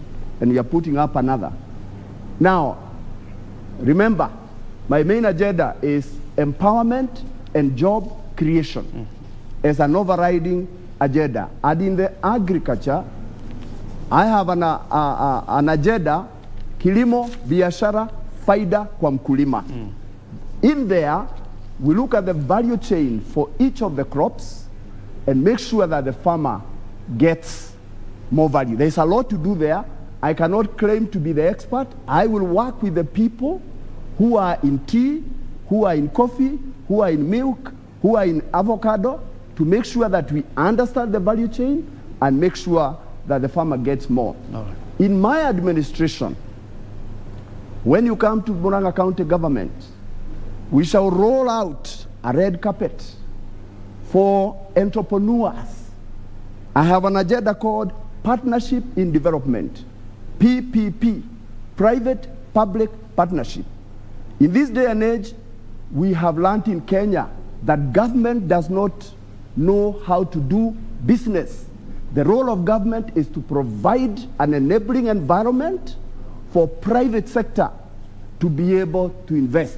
So through the PPP, we should be able to look, for example, at avocado. I was working for a multinational. Once I was in a city called Lyon in France. I went to a supermarket. I bought an avocado at 1.4 euros. 1.4 euros. And that avocado had come from Kandara. If you multiply what 1.4 euros is, you'll see it's more than 200 shillings. And it was bought possibly for 5 shillings, 8 shillings. How is it? And it was only put in a plane and it lay there. What value do you add by that? So we look at that, and in each of the crops that we produce, we must bring ourselves together. I'm a good team player. Bring the teams together, discuss, then come up with the appropriate steps. Some of them don't require new laws. What they require is goodwill. And then, you say there are many billionaires who don't work here. Let me say to you this. We need to attract investors here. You see the plains of Maragua, that area, with that flat land there, we should be seeing agricultural processing plants there, where we can be able to really add value to our product. But the practical part of it, because we can talk, you can have 1 million intentions. One baby step is worth more than 1 million intentions. It is about the practicality. PPP, let's work with the people who can invest so that our agriculture gives us value. All right. Before I engage Dr. Kang'ata on the same, Nancy Okware. Shukran sana Jacob Kioria. Kwa kweli wananchi hapa wana maswali zaidi, na hivyo basi tutakuwa tunachukua tu mengine na kuyaelekeza kwa waniaji ambao wamewasili. Tueleze jina lako na swali lako ni lipi? Good evening. My name is Jack Norris Kipkogei, one of the student representatives this evening here. My question I want to direct to Dr. Irungu Kang'ata. We are aware that when you were the area MB Kiaru constituency, you led a team that was sponsoring a bill that seek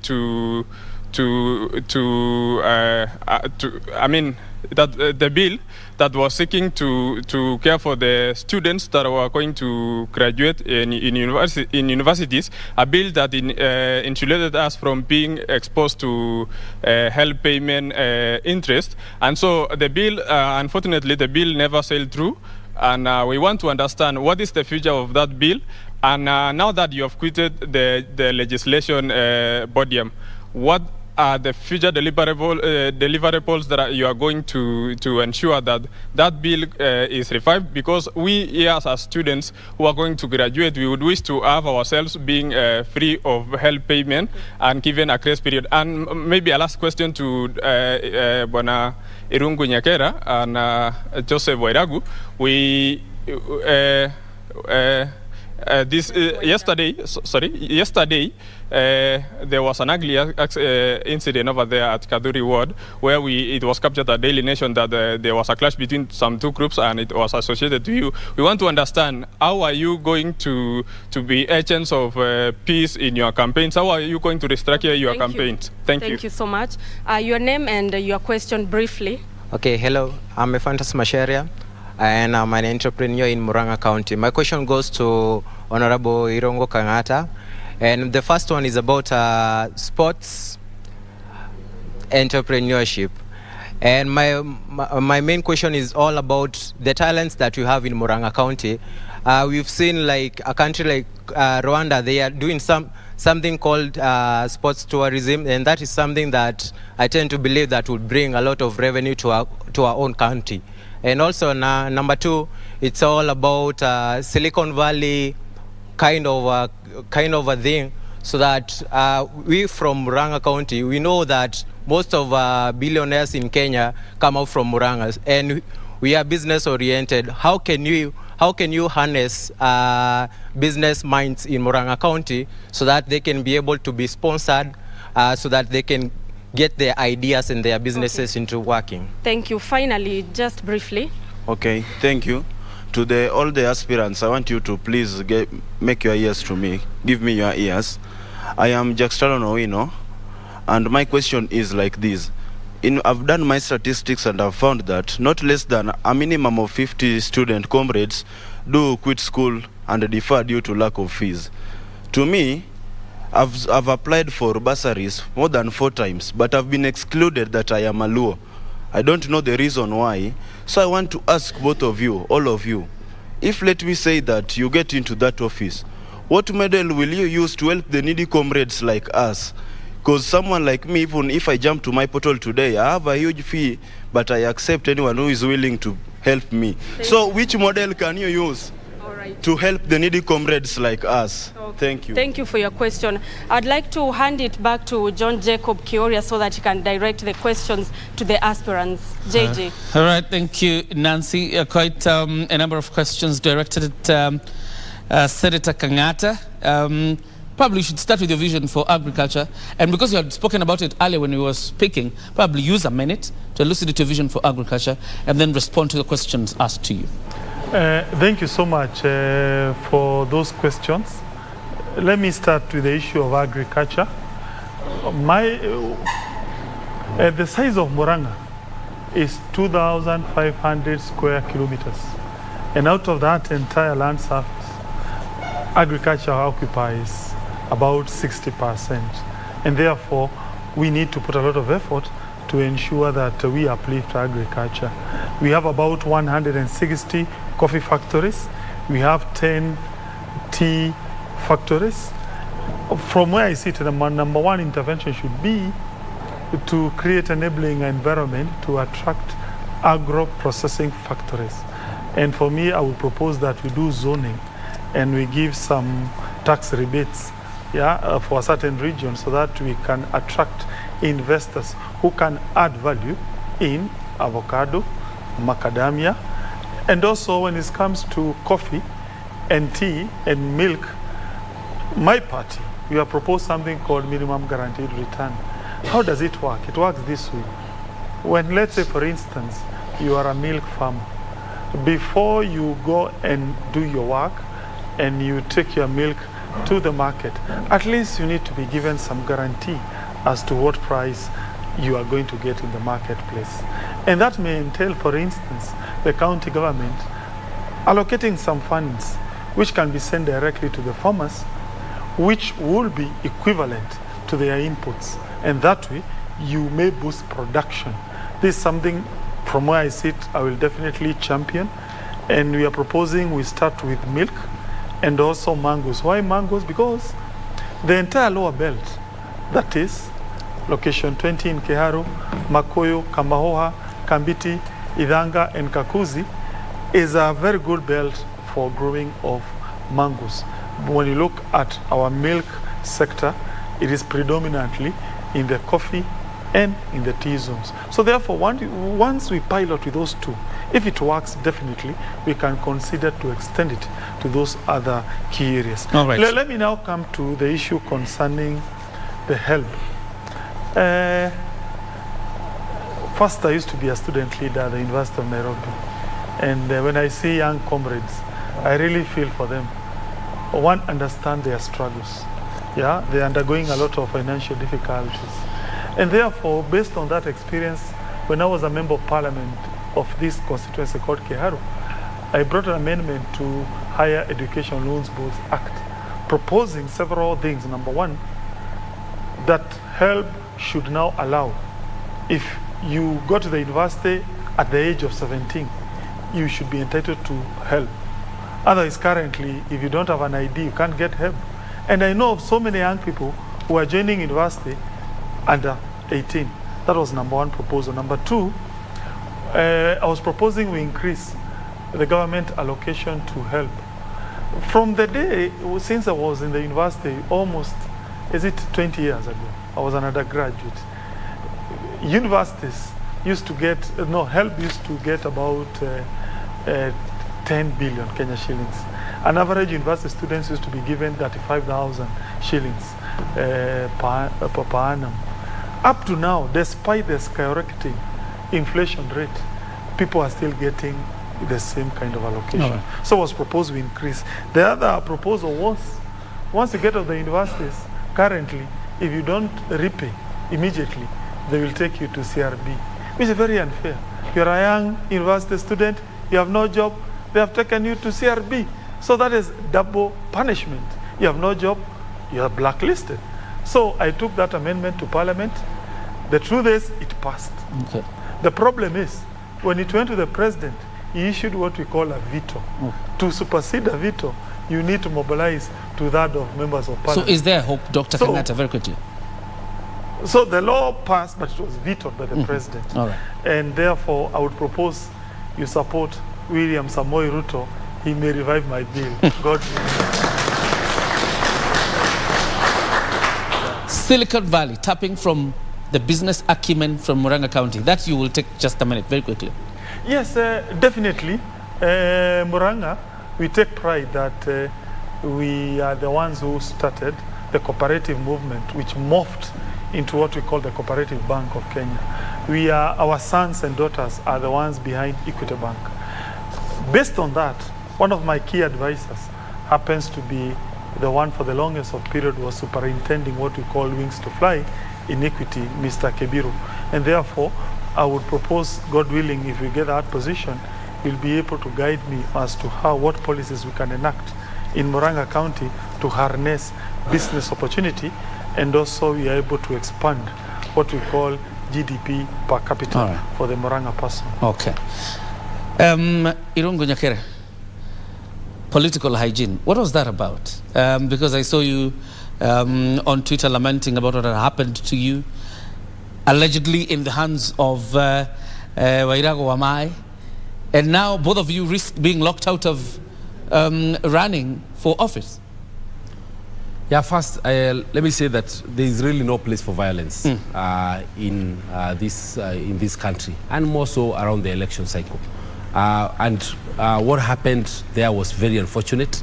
And currently, like today, I wrote to IEBC after the DCIO and the DCI concluded the investigations, and they've submitted all that. On Sunday this week, our team were in Gaturi. Also happened that the team for Wairago was also in Gaturi. And in the morning of that day, my team member had told me about it, and I told them to organize, they change the route if they need to. But that was my 35th ward, so there was no other ward where we could have gone to. So before even getting to the place, the site, I was called and told that there was violence being meted on my people, and including smashing of my vehicles, and my driver his hand was cut at the palm, and they were brandishing guns. You see, it was just an unfortunate scenario. I was not there.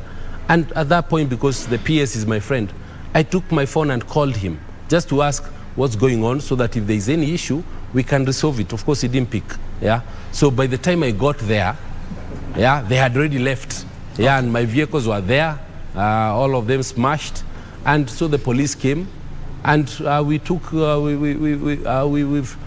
the batons plus the joras. And that's an active criminal matter. Yeah, just one very second. Quickly. Just very quickly. Yes. And from there, of course, the full investigations went in. The report, the P3s from all the 7 people who were injured. One of them actually had internal bleeding and was bleeding from the ear from being hit. Yeah.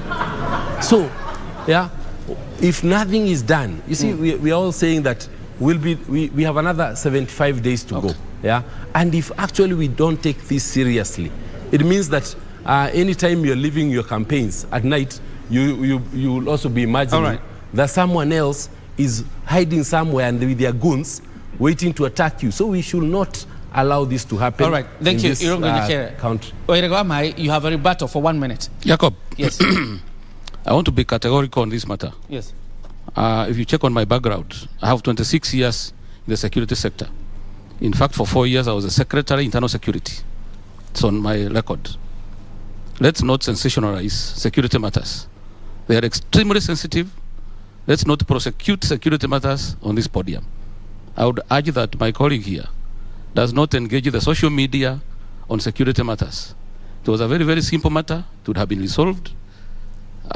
He's mentioning guns. He has no evidence. I don't carry guns. Nobody carries guns. I would, my colleague here has been a principal secretary. He knows what we signed against as he left service. Let's not sensationalize security matters. On that particular day, I had an authorized road show. He never had, his was not even authorized. So let's leave it at that. I'll leave it at that. And let's wait for the security agencies to carry out their responsibility. We'll leave it at that. 30 seconds to make a passionate appeal to Murang'a residents. 30 seconds only. Thank you, and you are just limiting me when you give them a chance to prosecute each other. But on that matter alone, on that matter alone, let them behave like elders. Let them consort. Okay. Because we are here, some of us are elders, we can also advise. We don't want the young blood to boil, because sometimes it can boil. Right. And advice to our youth, don't be used by anybody whatsoever to spill your own blood. Tell anybody here to bring their own sons or daughters to come and fight for that for you. Yeah. All right. Thank you, Henry. That's a very good point you make. That's a very good point. Sorry, that was on that. On my appeal. 30 seconds, very quickly. Yeah, now my that seconds, because that was for them. Now my that seconds appeal for Murang'a people. I am a civil engineer. And when Professor Gachagua was teaching us civil engineering, civil means public, he was telling us an engineer is that person who by way of training and experience is able to transform the resources of nature for the benefit of mankind. So the person able to transform the resources of Murang'a for your benefit is standing in front of you today. And if you make a mistake in that exam that will come in August, you fail. Because exams, you are awarded an exam called ABCD. You choose one answer. And on that answer, there is two answers which always confuse you. So make sure that no answer here confuses you. 30 seconds. Bye. Thank you very much. Murang'a residents, you know what I have done in health. Despite all the accusations, I have done my best. I have given my all. And my appeal to you is that come 9th August, vote for this Governor Joseph Mbai. All right. EBS. Okay, Dr. Moses, very quickly, we're winding up. Thank you. Just 2 seconds to say to my friends who are fighting on the streets. They say, show me your friends and I'll tell you who you are.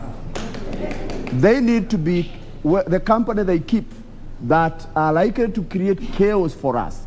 We don't need chaos, we want a peaceful election. And for you, Murang'a people, Dr. Moses, I've been here. This is my 3rd time. I have a vision for you. The 160,000 of you who voted for me, be sure we are winning this time. Give me your vote. And those who didn't vote for me, Mwanguairia is not there, come to Dr. Moses. We win. Unfortunately, we have to put a cap on Murang'a Decides. Thank you, all of you, for turning up tonight and elucidating your visions. We hope we can engage you again so that you can elucidate your vision further, and wish you all the best in the upcoming elections. I don't have any other than 30 seconds because we have used up the time on questions as well as your responses to different issues. Thank you very much, audience. Appreciate yourself for coming and supporting you candidates here. That's why we put a cap on Murang'a Decides. Thank you very much for watching KBC Channel 1. Have yourself a good night. God bless you.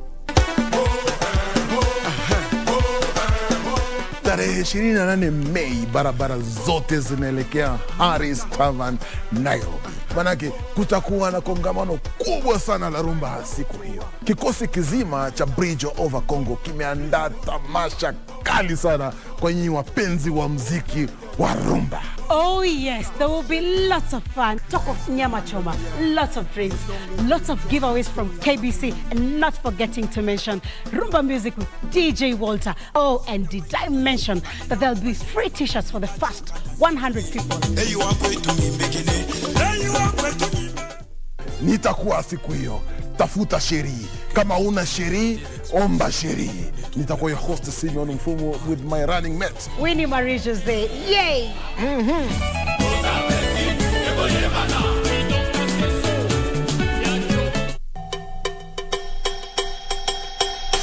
Na feel sahi unafuanze ku appreciate vitu zenye uko nazo. Yeah, you're right. Kupeleka kibandaski, kunywa kahawa na KDF.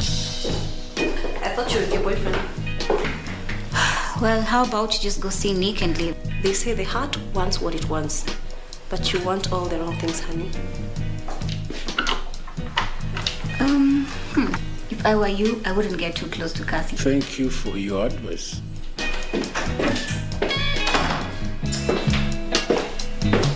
Joe must be very happy with his choice. I don't think he had a choice, really. Watapatana. Unanitizia mimi? Hautajeju. Alafu ni aje kwani sikupata hela? Madam Kathy is in the office. You're not a good fit. Try somewhere else. Mpambe Gibson Gathu Mbugua almaarufu prosecutor kwenye kipindi Ukipendacho Vioja Mahakamani kwenye runinga ya KBC Channel 1 anaomba usaidizi wako kudhibiti gharama ya matibabu ya figo. Jamaa na marafiki wameandaa mchango mnamo tarehe 11 mwezi ujao wa 6 kwenye ukumbi wa Charter Hall, jumba la City Hall jijini Nairobi.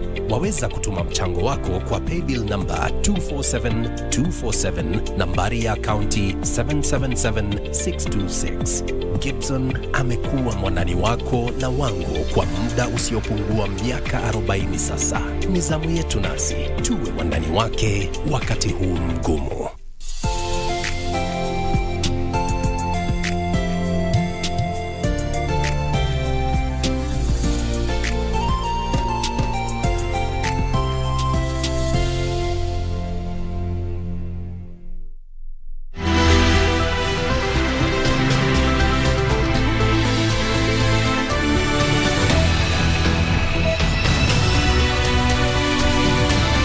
This is CGTN, China Global Television Network.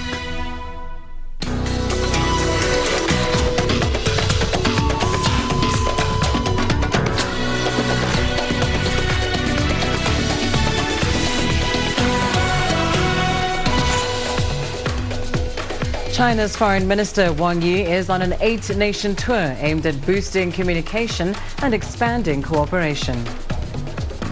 Heavy fighting in Eastern Democratic Republic of Congo as the army tries to fend off M23 rebels. And the Africa CDC warns against vaccine hoarding amid the monkeypox outbreak. Hello and a very warm welcome to Africa Live on CGTN. I'm Lindy Mtongana in Nairobi. And with me in studio is Raman Yang with a preview of your business news. Thank you very much, Lindy. Here's what's coming up in business news. The African Development Bank says the continent will face a cycle of slow growth and high inflation in 2022.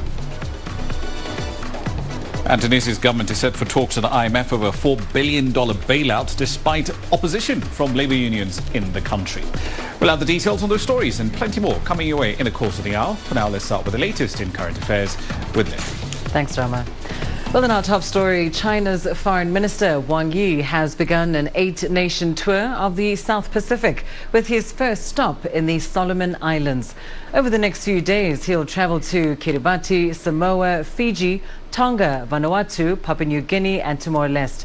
He'll also pay a virtual visit to the Federated States of Micronesia and hold online talks with top officials of the Cook Islands and Niue. While in Fiji, Wang Yi will host the second China-Pacific Island country's foreign ministers meeting. Earlier on Thursday, he met with his counterpart in the Solomon Islands, Jeremiah Manele. He said the visit aims to strengthen dialogue and expand cooperation. Manele called the trip a milestone in relations nations as the first high-level visit of a Chinese delegation. China and the Solomon Islands established diplomatic ties just over 2 years ago. Both sides agreed to boost collaboration on the Belt and Road Initiative, trade and climate change. Wang Yi also met with the Solomon Islands Governor General, Sir David Vunagi. In their talks, Wang said China will continue to boost cooperation in the global south and support the Solomon Islands in its development goals. Vunagi praised bilateral ties, saying they've brought benefits to the two nations. Now, cooperation between China and Pacific Island countries has a long history covering multiple aspects from trade and investment to disaster relief and medical care. China has so far established diplomatic ties with 10 Pacific countries. The first China-Pacific Island countries foreign ministers meeting was held via video last October, with a joint statement released after the meeting. China has signed memorandums of understanding on jointly constructing the Belt and Road with 10 Pacific countries. Beijing's trade with the region has grown over the years. From 1992 to 2021, the trade volume between China and Pacific countries with which it has ties grew from 153 million to 5.3 billion US dollars. The two sides have also helped each other fight the COVID-19 pandemic. China has provided 590,000 doses of vaccines. China says it's committed to helping Pacific Island nations strengthen their ability to deal with climate change. In April, the Cooperation Center on Climate Change between China and Pacific Island countries was officially opened in Shandong province. Right, let's come now to news in Africa, and we start in the Eastern Democratic of Congo, where clashes between the army and M23 rebels are ongoing. Emmanuel de Merode, the director of the Virunga National Park in Rumangabo, says the army has recaptured its base in the area from the M23. But the rebels still appear to control much of the surrounding area. There have also been reports of heavy fighting overnight near the strategic town of Kibumba, some 20 kilometers north of the provincial capital Goma.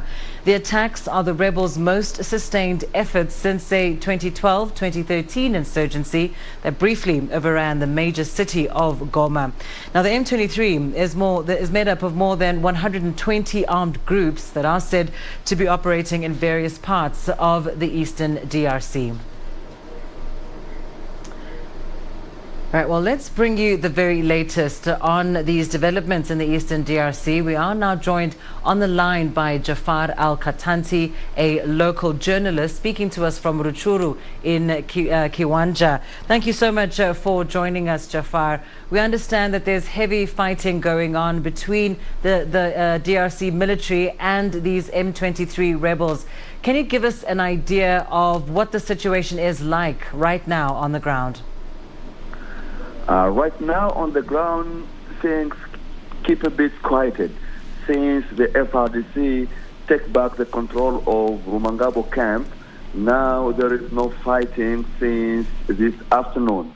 But the situation is still bad because the road from Rutshuru to Goma, which is the national road, is still not usable because of the presence of M23 in the middle in some places like Kibumba and Kanyamahoro. So in Goma, there is a lack of food because Goma depends by Rutshuru for feeding and everything. And here in Rutshuru, I can see 100 trucks with food and some bus with people coming from Beni and from the north of DRC. So, as you mentioned, one of the key concerns now for citizens and local residents in that region is food. Tell us a bit more about how they've been affected by this fighting and what kind of assistance and help they are receiving. Till now, there is not assistance yet to locals of Goma or even for those who came from Kibumba, the displaced people coming from Kibumba. They are being taken care by churches, mosques, and local people in Goma, but there is not a program from an NGO or from the government yet. And in Goma, all food have come a bit higher than the normal price. Everything now is very expensive because the demand is very high than what they have in shops and markets. Thank you so much for that update. That's Jafar Al-Katanti joining us there from Rutshuru in the DRC. Let's now speak to our correspondent, Chris Ochamringa. He brings us the latest now from the capital of the DRC, Kinshasa. Thank you so much for joining us, Chris. To begin with, just tell us how the government is responding to these clashes in the eastern DRC.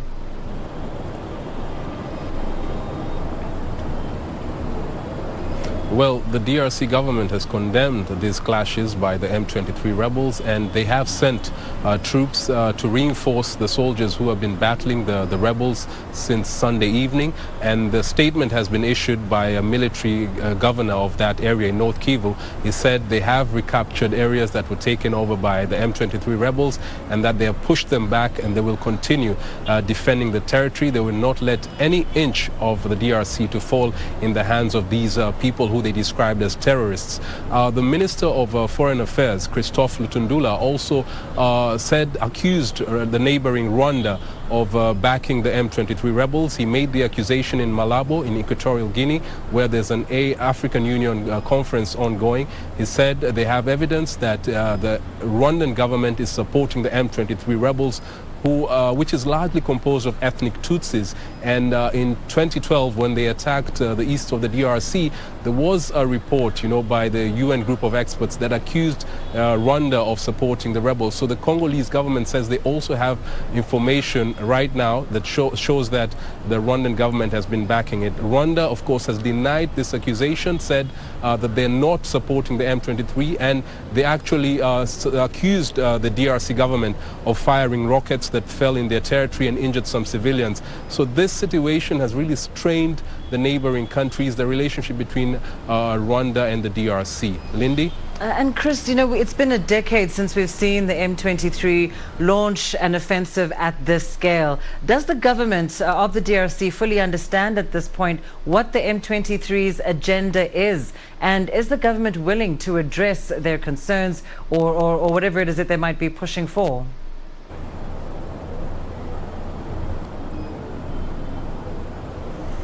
Well, the DRC government, a number of officials here in the capital, Kinshasa, have been opposed to the idea of holding dialogue with the M23.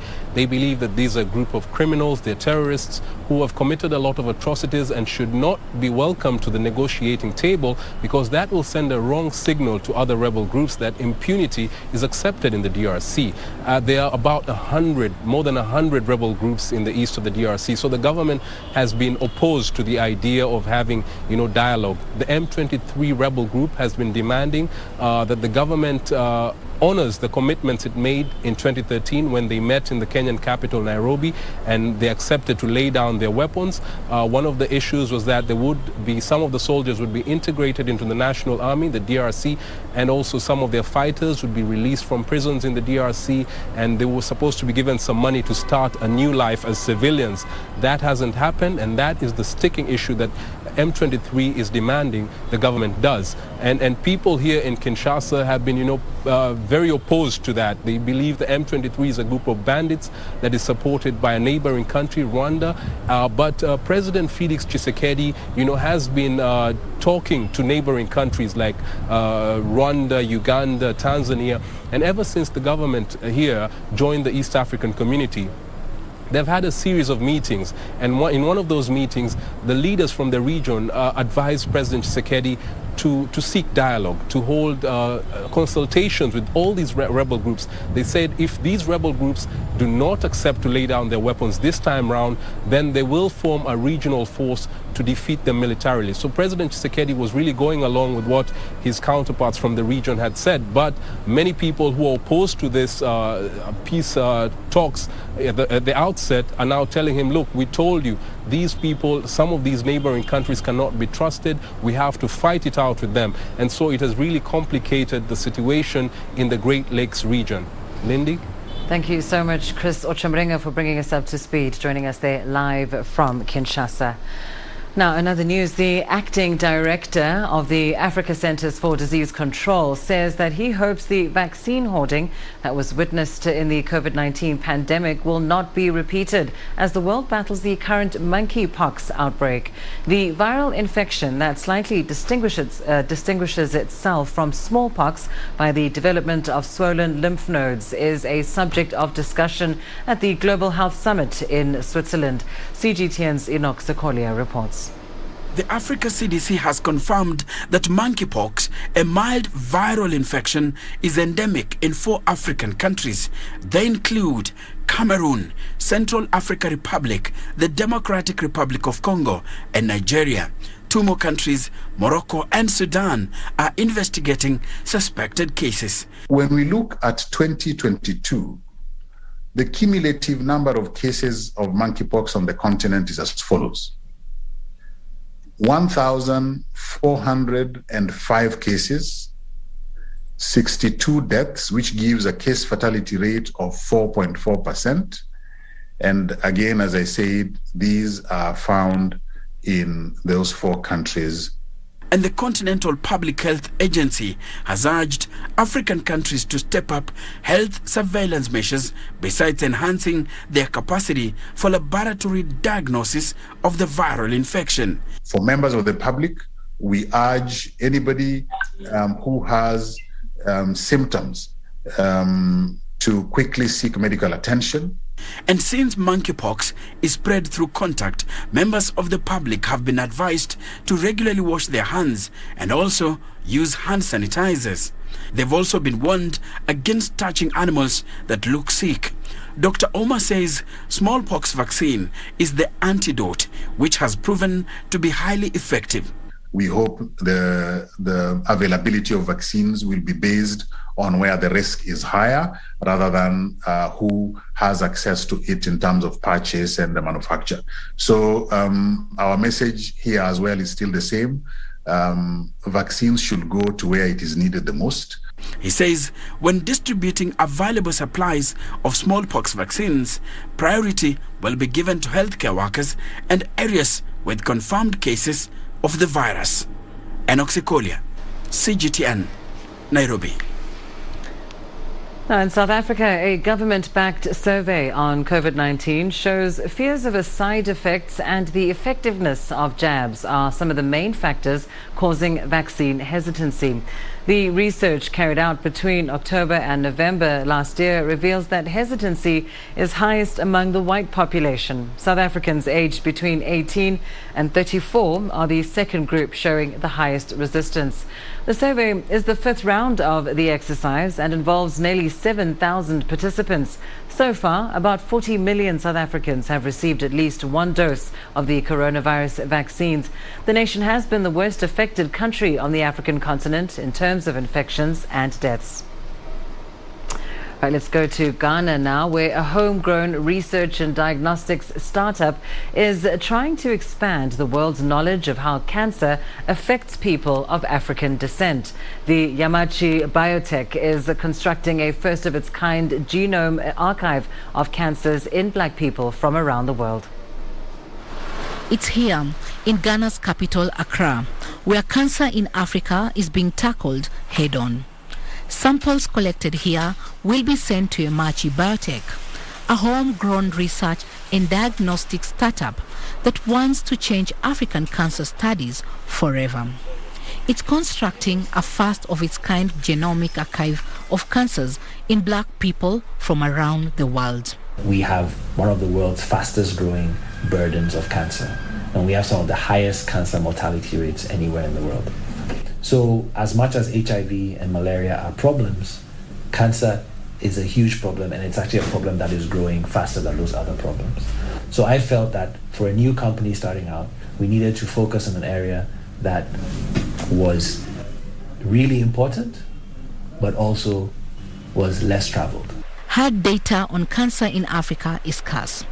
That's according to the U.S. Department of Health and Human Services.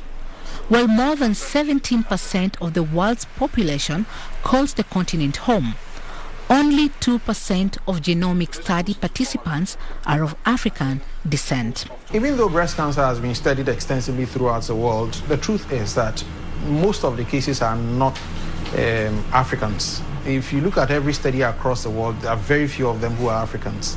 So what this does is that you come to the African population and study it, and that has effects on African Americans and any other group that has a basis in Africa. That's why this is so important. Without it, you don't have enough to relate to African breast cancer. The Cancer Research Center is also one of Ghana's only labs equipped for molecular analysis, and the startup has already had some success. It recently launched Ghana's first home testing kit for human papillomavirus, one of the leading causes of cervical cancer. The American Cancer Society estimates that more than a third of global cervical cancer deaths occur in Africa. According to the World Health Organization, Africa will experience an increase in its cancer burden by 2040.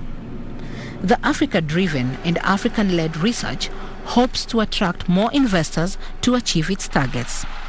In just over a year, Yomachi has raised around $3 million in seed funding, mostly from African investors. Chaumhono, CGTN. Senegal's President Macky Sall has ordered an investigation into a hospital fire that broke out in the neonatal department of a facility in the western city of Tivaouane. 11 newborn babies perished in the blaze. Officials say 3 others were saved. CGTN's Anastasia Waweru has the details. When Diali Kaba's mother woke her up on Thursday morning, she did not imagine the scale of the tragedy that was awaiting her. Terrifying news had been circulating that there was a fire at the hospital where her 2-week-old baby was receiving care. 11 babies had died in the blaze. My granddaughter is here. She's been here for 2 weeks. I came to see if she was in the accident. I've known since last night, but I did not tell my daughter. When she woke up, I told her and we came here. A few minutes after the 2 women arrived at the facility, Kaba emerged in tears, confirming her mother's worst fears. Her baby was among the deceased. Senegal's health ministry says an emergency response plan has been put in place to assist families of the victims. We share the pain. The mothers suffered with the hope that their babies would live. But we have to accept the will of Allah. The whole of Senegal is in mourning. According to local media, the hospital where the fire broke out was newly inaugurated. Preliminary investigations indicate that the incident was caused by an electrical short circuit. There have, however, been no further details on how the disaster unfolded. Anastasia Waweru, CGTN. You are watching Africa Live. Still ahead on the program. Millions are at risk of acute hunger in Somalia, with children being the most vulnerable. South Africa seeks to boost agricultural productivity to ensure long-term food security.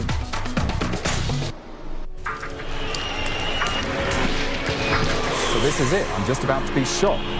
The tents here, bottles are being thrown as they do so.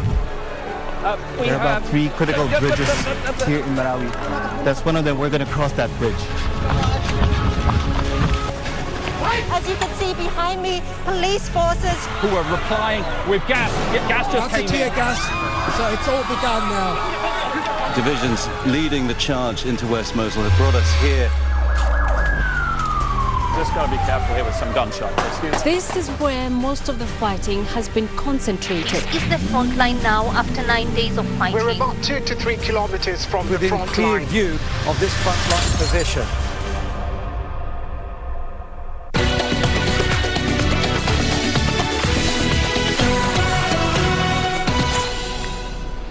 We start in Somalia now, where millions of people are at risk of sliding into famine as the impact of a prolonged drought continues to destroy lives and livelihoods. Children are reportedly among the most vulnerable as the drought worsens in the Horn of Africa nation. CGTN's Daniel Arab Moy has more. This is the earth heaped over the tiny bodies of Alima Hassan Abdullah's twin granddaughters. Weakened by hunger, the twins died due to acute malnutrition. This is the worst drought that I have seen in many years. We are pastoralists and we lost our livestock after 4 years of drought. We tried to survive on our goats and feed on them, but one after another, they all finally died. Because our situation was very difficult, we fled from home and looked for water near towns. As the world increasingly focuses on Ukraine, aid agencies and the United Nations are desperate to attract attention to a situation they say is turning into a calamity. This is the 4th consecutive drought that we see since 2011, since the famine. The food prices are going up. The COVID impact is still there. The climate change is there. And also conflict continues to be. So we have all the 4 C's in addition to the Ukraine crisis. The World Food Programme says there is only enough cash to provide aid for approximately half of the people currently in the camp. So far, 2.8 million people have received aid. Another 3.1 million remain in dire need. Many others are out of reach as they live in areas controlled by Al-Shabaab militants. Daniel Arab Moy, CGTN, Nairobi, Kenya. South Africa is among the continent's leading food producers, but agricultural experts say the country needs to do more to ensure its long-term food security. They say adding value to agricultural produce through industries and increased mechanization are some of the ways to achieve that. CGTN's Travis Andrews reports. The agricultural sector is one of the most important in South Africa, as it contributes to the growth of the national GDP and also boosts the country's food security. According to the 2021 Global Food Security Index, the country was ranked 70th in the world, below Egypt and Morocco. Experts say the industrialization of agriculture in South Africa could improve the country's ranking. We've gone a long way in terms of industrializing agriculture in South Africa. In fact, I think that's the only way that we can enforce or ensure that we will have food security, meaning that we have complying to the qualifications of food security. And if it wasn't for that, we would have been in trouble. That means that we have the logistic capacity, we have the ability to transform the product, in edible form and affordable form. Yes, it definitely adds to the to food security in South Africa. Mechanization of agriculture can improve productivity, but it remains expensive and also unpopular in some areas. That's because agriculture remains the largest employer of unskilled labor in the country, and its mechanization could lead to job losses. However, some farmers are already exploring the technological benefits of the practice. What comforts us in South Africa is that our farmers do understand the technology. They are able to apply the technology, and simply what it means, we can do more with less. If you compare what we need in terms of hectares needed for grain production, decades ago compared to what we have now, that huge advancement, that release land, that makes the economics of grain production much better in terms of you do not have to plant on marginal land, etc. Yes, it is indeed, and very importantly, what happened on the one side of the farm gate adds up to the efficiency beyond the farm gate. Even though South Africa is one of the continent's most food-secure nations, it does require constant advancements in farming, knowledge sharing, and supporting emerging farmers. Emerging farmers remain a key component to South Africa's food security, and the industry says it's ready to support them. However, more work is needed to align their current path with a more established agricultural industry. The government has pledged to support them though, and in doing this lays the foundation for the country's long-term food security. Travis Andrews, CGTN, Cape Town. Meanwhile, Egypt and South Africa have pledged their commitment to supporting African development in all spheres. The announcement was made when Egyptian Foreign Minister Sameh Shoukry hosted South Africa's Minister for International Relations and Cooperation, Naledi Pandor. The talks focused on strengthening bilateral ties and cooperation with a view to achieving development goals in line with the AU's 2063 agenda.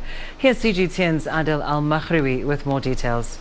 South Africa's Minister of International Relations and Cooperation, Naledi Pandor, visited Egypt on Wednesday. She led extensive talks with Egyptian Foreign Minister Sameh Shoukry as part of the 9th Joint Committee between the two nations. The Jew announced an ambitious vision to boost bilateral ties in all fields. The continuation of coordination and cooperation is necessary to reach agreements in vision. That serves our bilateral ties. It serves the interests of Africa and enables the two countries to face their common challenges. We are exerting efforts to implement the African Union development goals of Agenda 2063. Whether it's terrorism or global challenges, we can't face them on our own. For that, we must enrich our ties with our brotherly nations in Africa. As two of the largest economies on the continent, Egypt and South Africa say they have a shared sense of responsibility to assist in developing Africa. The lessons learned from the COVID-19 pandemic highlighted the need for cooperation between countries on the continent, especially in the fields of vaccination and medical care. We all got the pandemic at the same time, but we got vaccines at very different times.